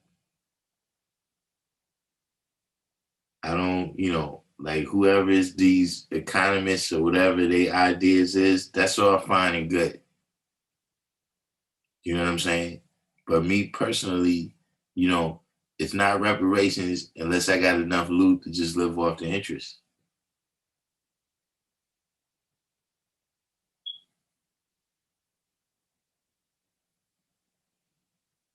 But in terms of what reparations should be and what would be what would be the outcome of that, I don't think it's, there's no limitation of ideas about that. Melissa Davis said, whoever don't want their cut of the cash to app it to her because she knows what to do with it.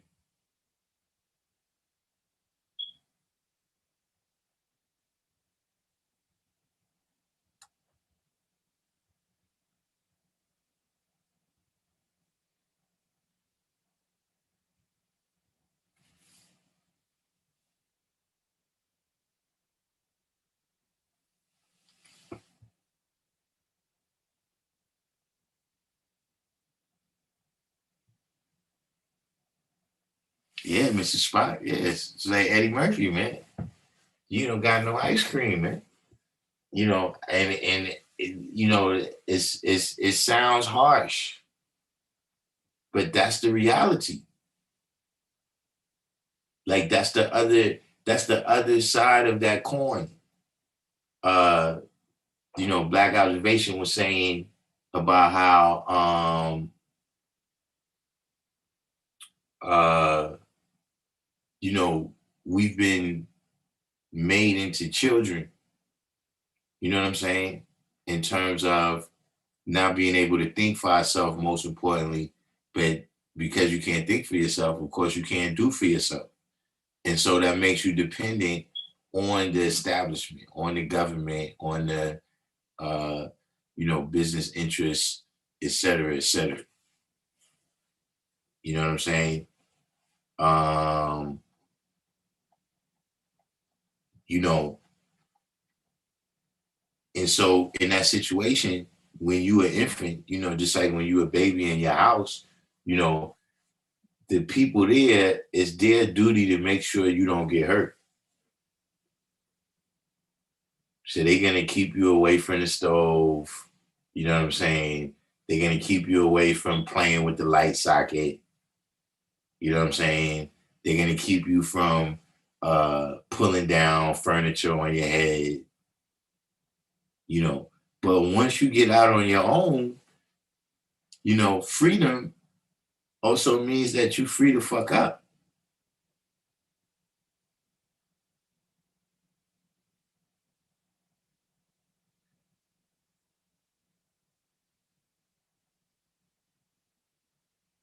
So yeah, if the reparations come, you will see some people reacting like the Dave Chappelle skit.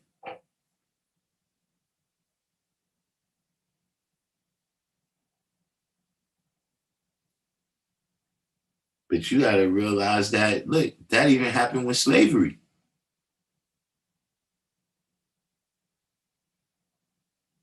When you had slavery, you had some black people didn't leave the plantation.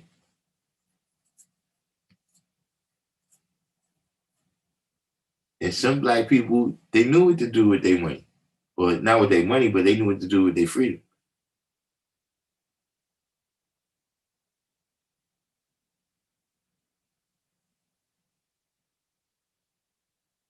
But other than that, yeah, some people,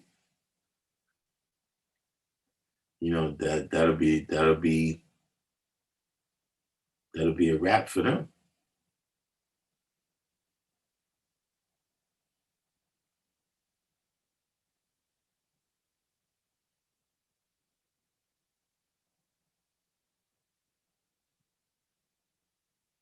Mrs. Fox said reparations won't happen until it's lawfully obligated to our task in this country. So what does that entail? Like, what does that you mean lawfully obligated?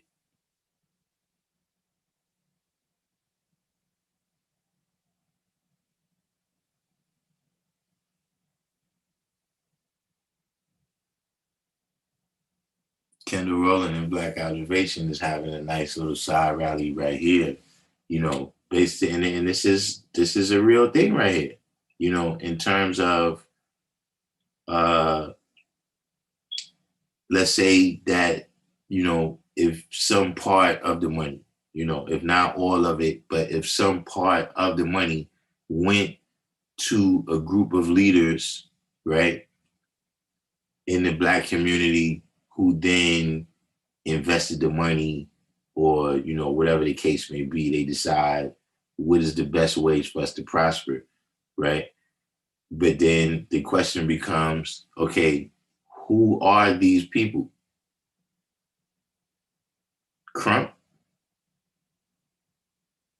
Like who's to decide on these people and what their expertise is? Is it that you got X amount of degrees? I'm talking about academic degrees. Is it that, you walk with Martin Luther King in Selma, Alabama,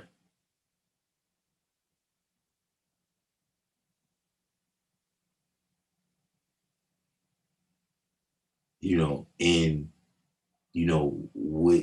what are your views? Like, what are your views? You know what I'm saying? What's the foundation of your education? You know what I'm saying? Like, if you pick somebody who's been, educated by the system to the point, what I'm saying is, if we use as an example, right? If we use that as an example, somebody just hit me right there on the what's the name, made me lose my thought.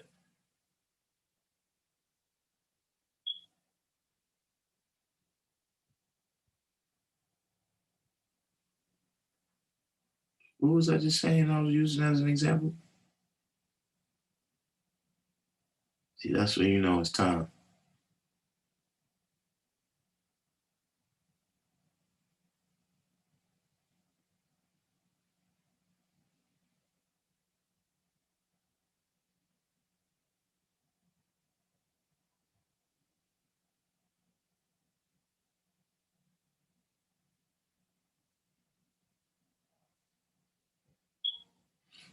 That's I guess I'll think of that tomorrow. Who we got? Did anybody nobody came in the background? So we got any last questions today?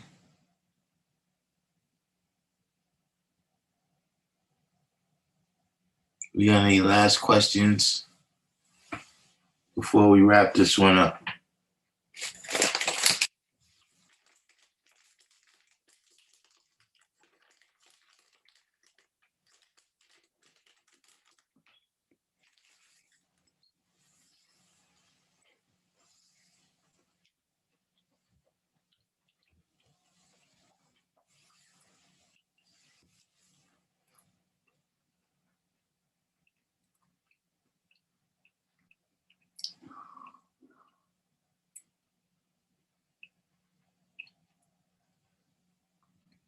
Complete said they may give us a discount card that lasts 400 years. Man, I don't know if that's gonna work out. I need cash. Like, I ain't trying to hear all this. I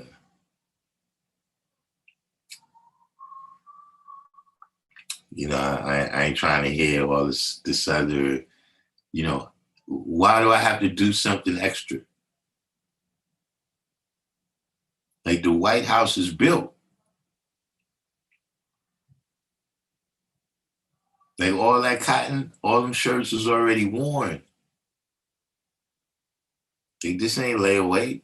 You've already received the goods, the services, and the merchandise. Now we talking about our cake, cash.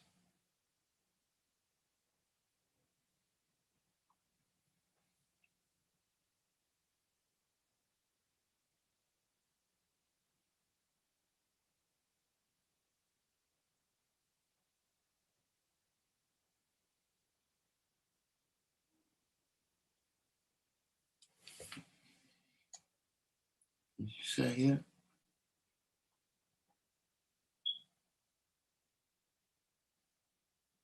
Observation said they could just be getting paid. Farrakhan, Al Sharpton, Tamika Mallory.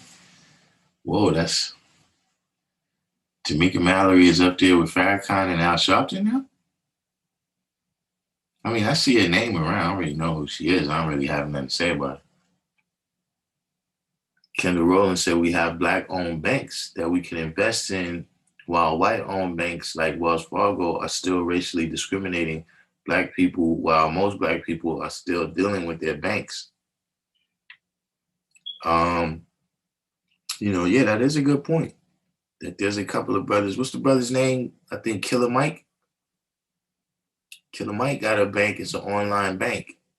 I can't recall the name of it, but if you Google it, it comes in. You know what I'm saying? If anybody that got like a Cash App or a Chime account, it works pretty much that same way.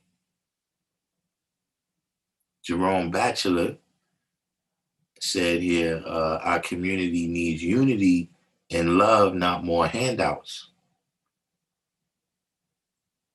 Um, can't disagree with that, but that couple of $1 trillion can help out. Whatever it is, I don't know what the calculation is. I keep asking, most people don't really have a number. It's difficult to put a number on that.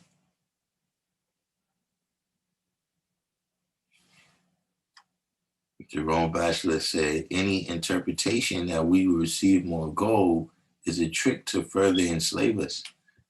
That's an interesting point of view right there.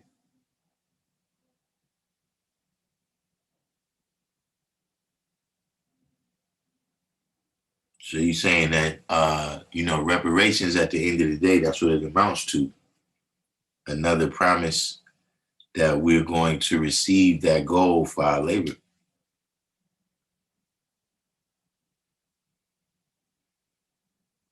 So Mr. Spock said, considerable equity in law is a contract that has to be fulfilled, but it will also state things that we have to do to obtain such reparations, and it would be legally binding.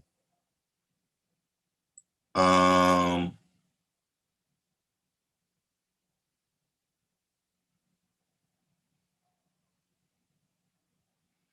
mean, I understand what you're saying.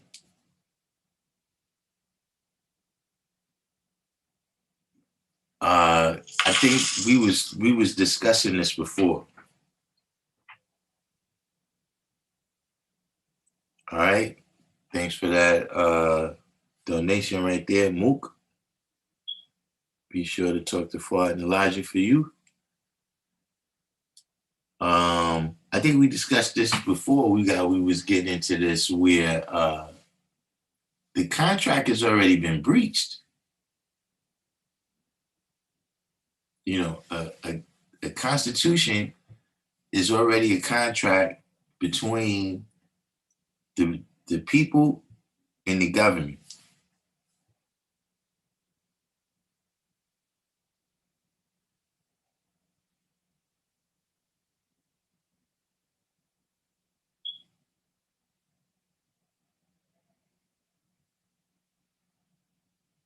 Yeah, see, Black Observation, you still got that mentality, but that's good. You a hustler. Black Observation said he wants the land and maybe a solar plant and some mines, maybe some oil. See, but then now you got to go sell all that stuff. You got to go work the land. I don't want to have to do that. Give me the cash. I didn't did all that.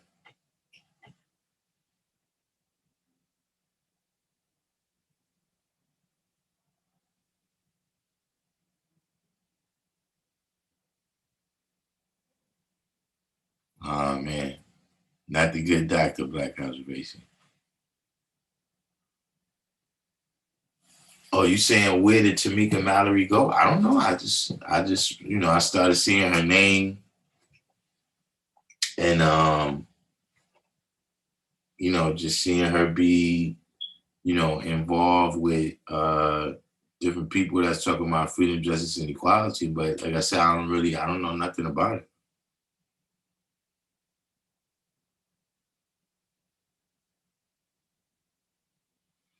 Kendall Rowland said the last time he checked, Black people put $1.3 trillion in the American economy from January 1st to December 31st every year. Now, have we broken that number down?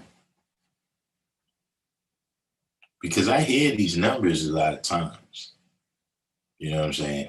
Like I said, I have never sat down to calculate all this different type of stuff.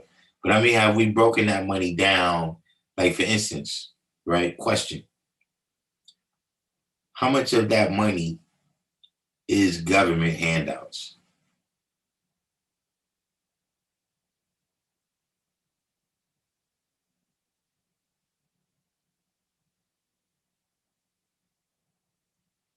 Kendall Rowland. Well, see, that's what I don't have expertise necessarily in the investment field, you know what I'm saying? But Kendall Rowland is suggesting that Black people look into cryptocurrencies.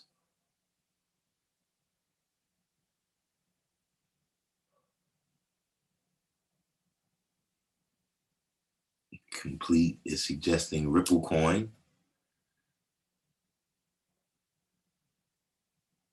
That's another issue. Complete said they could give you $1 million today and the Fed will devalue the currency at once. Black Observation said cash is worthless.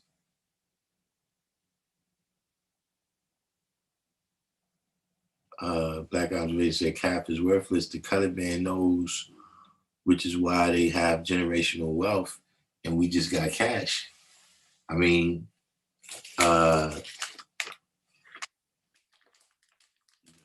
you have to use your cash in order to, acquire wealth. That's up to each individual, whether they decide to treat whatever money they get, like you get reparations, right? Are you going to treat it as capital or are you going to treat it as revenue? Oh, that was you, Mr. Spot? Mr. Spot got 1,000 names.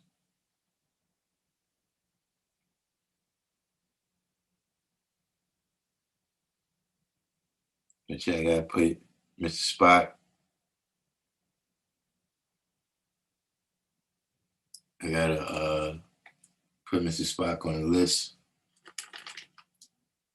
when I speak to Fard. But yeah, Black Observation, whether a person decides to use their money as revenue or as capital, look, that's what happens every year at tax time.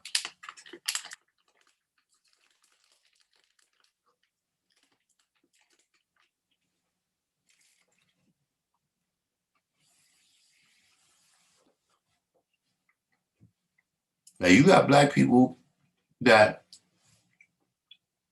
don't get me wrong, it's over the course of many years. But you got Black people depending on how many kids they got, and if they getting all those earned income tax credits, you have people that they're seeing $100,000 and better in tax returns.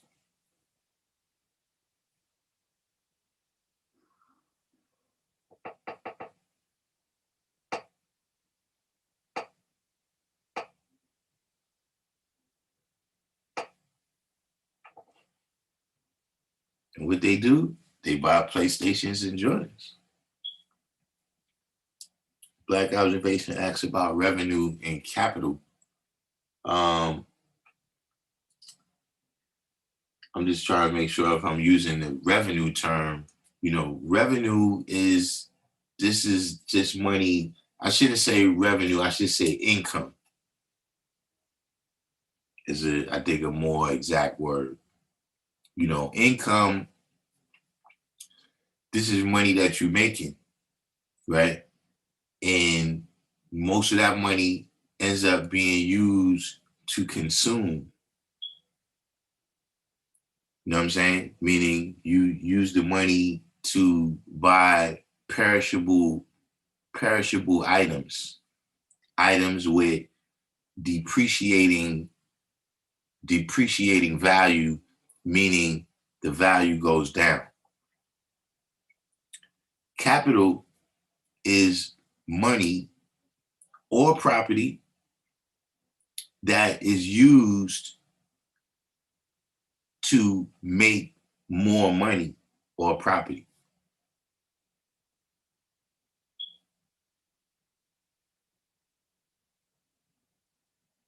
And so, like I said, every year you got people that they get there, and I mean, that's what it's called, income taxes. But you could have just as easily used that as capital. So these are things, man, that in terms of the education, the education we have to have ourselves, the education we have to give out to the people. You understand what I'm saying? Because remember, just like you're saying with the cash being worthless, right? Um, a lot of the generational wealth that you talking about, you know what I'm saying? A lot of the money that we would be able to transfer to next generations of our family, as well as next generations to uh, us as a society as a whole. A lot of that generational wealth is about knowledge. It's about knowing how to acquire property, you know what I'm saying? Being set up with the skills that it takes to know the difference between the revenue and the capital.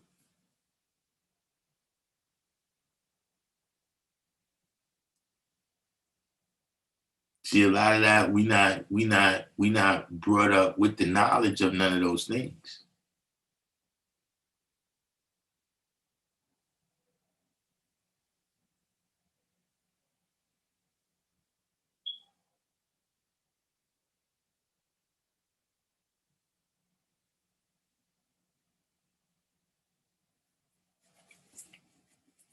Black Observation said, what is it backed by? Oil, land, or gold, or food? We talking about dollars? Nah, dollars is backed by what they call the full faith and credit of the American people. Meaning that, look, if we can't pay, we either gonna be over there to kick your ass or we're gonna raise taxes.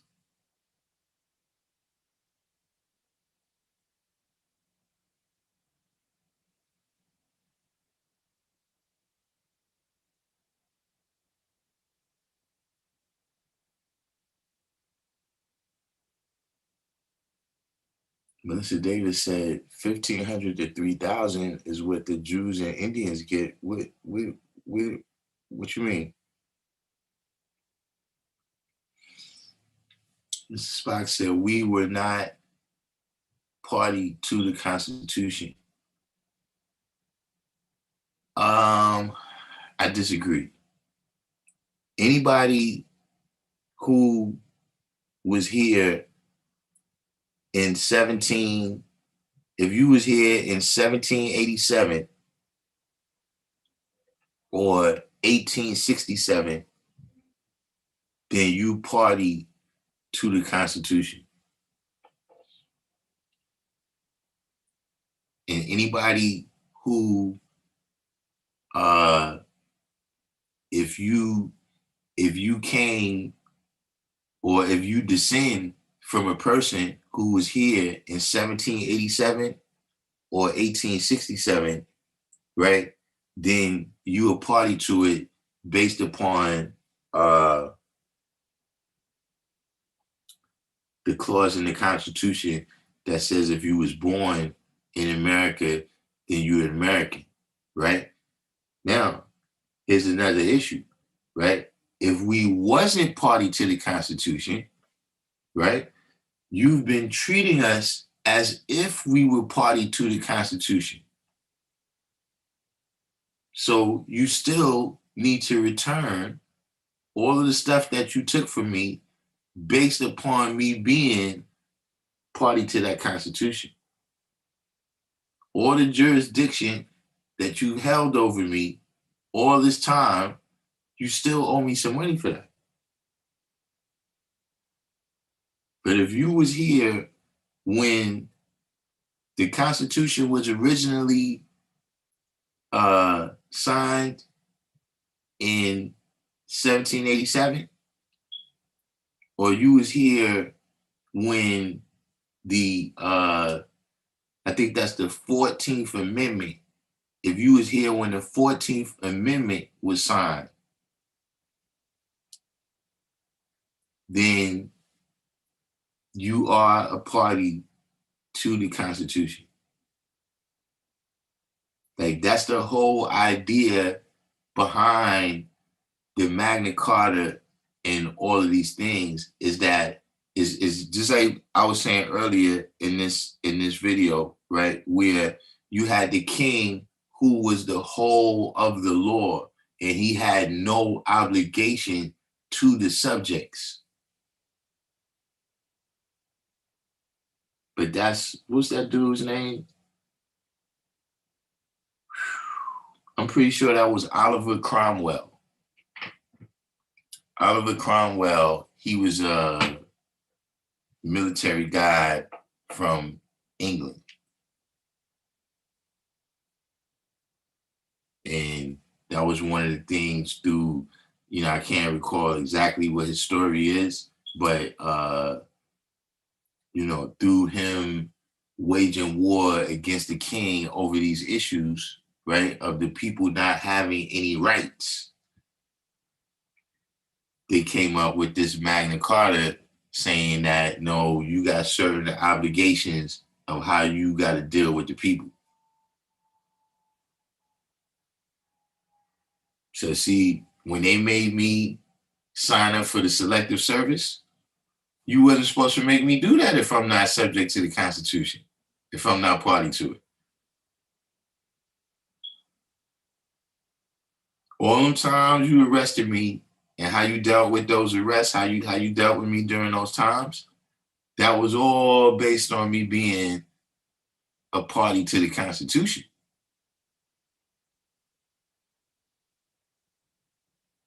So something's got to give in there someplace.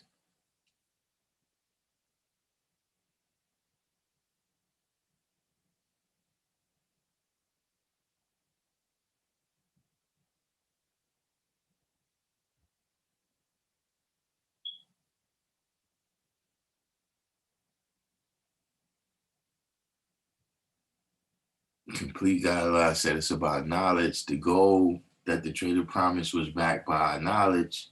There's no reparation for that. I mean, look, there's a lot of things that a person could say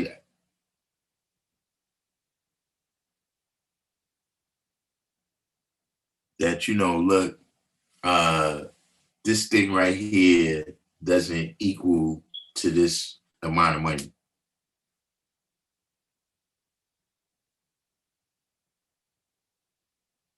But my thing is, look, hit me with the cash, and then I'll let you know. I'll let you know if I feel repaired. But hit me with the cash first. Why are you making this decision?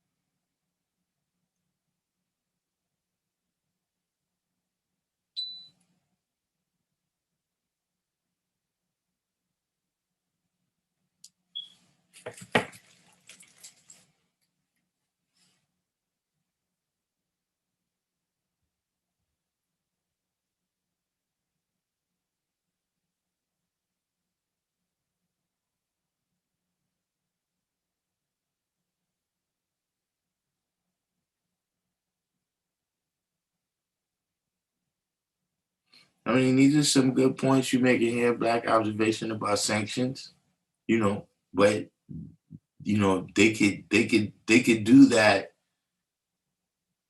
with you owning land too.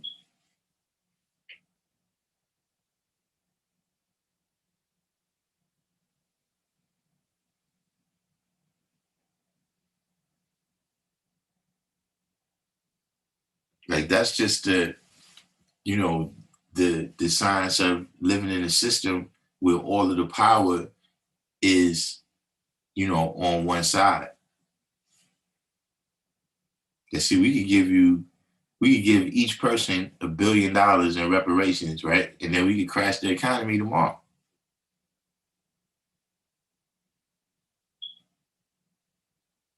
They could give you all this land, and then tomorrow they could say, "Oh, you know what though?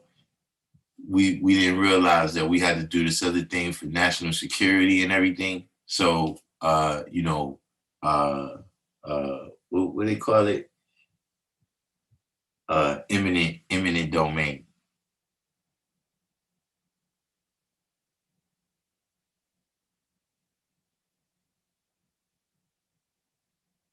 Those are the things that's always possible. You know what I'm saying? It's up to us to learn how all these things work so we can make them work for us.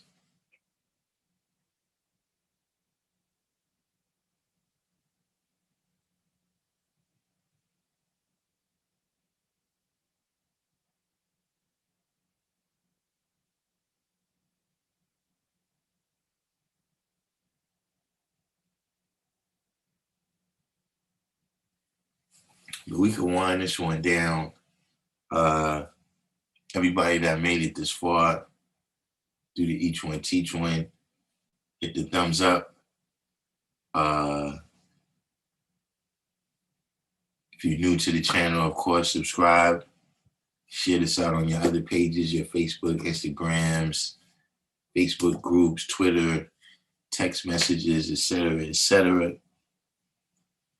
And we'll be back tomorrow. Last week we had a slow week. I had to go out to Jersey. I was out in Trenton. The guy K-Ward, his pops returned to the Essence. So I went out there with the guy, and then the rest of the week just kind of flowed. I didn't get a chance to come back on last week, but we'll definitely be on tomorrow. You know what I'm saying?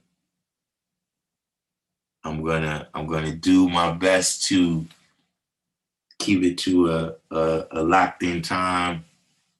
The evening, 7 o'clock, I guess, approximately, somewhere in there. I need to be coming on.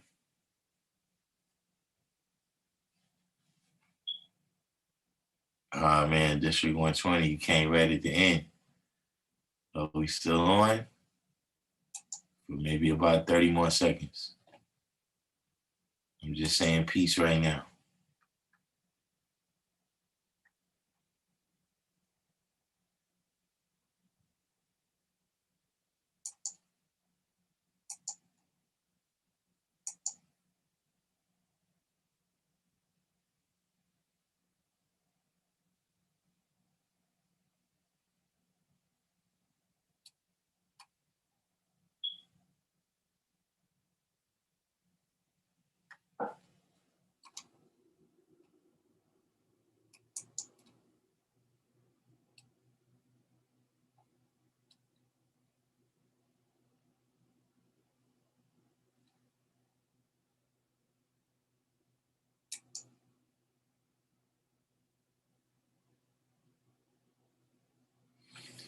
Late night, right? Yeah, a couple days I was gonna come on late night, but I was like, man, probably ain't nobody on, man. I was just there. I was like, man, I was gonna come on last night. I was like, man, Sunday night. And I was like, man, nobody probably be on, man. And just kept it moving.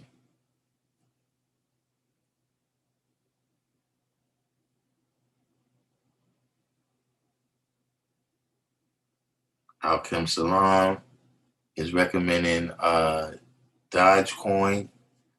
Yeah, people that's if you into the different types of investing and everything, you gotta keep your head on a swivel right now though. Because see, they doing a lot of things to, affect the economy, You know what I'm saying? So you know, always remember, man, things go up, they go down. You know what I'm saying? You gotta be wise instead of just using wisdom. You know what I'm saying? You know, steady, steady that science right there.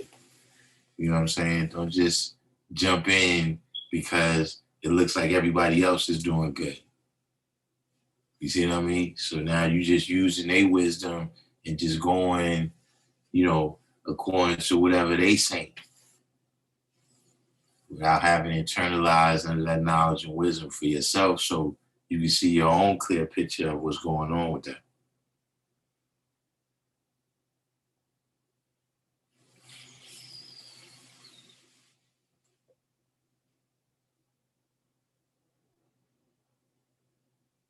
Ripple coin. I mean, they are, like SW is saying, right now they they only worth pennies per each one. You understand what I'm saying? So, you could get in there now and, get 1,000 or something, because it's just a penny or two. And then, when if it gets to that level,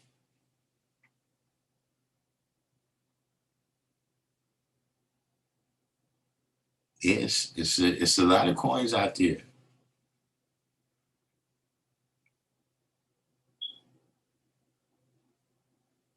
But we'll get into that tomorrow. You know what I'm saying?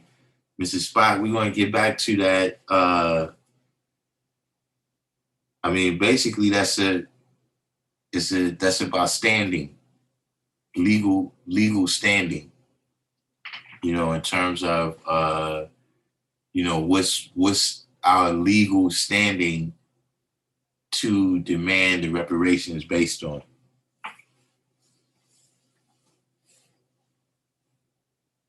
Because that's actually interesting. And it's whatever the case may be, perhaps that's the angle that someone needs to start someone needs to start coming from that angle. District 120, yeah, hit me on the send it to my Instagram if you got a new design. In fact, yeah, I gotta put some new designs. It's almost time. It's almost time to start coming with the spring designs, right? T-shirts, etc., etc. You know what I'm saying? But other than that, you know what I'm saying? Peace to everybody, and I'll see y'all tomorrow.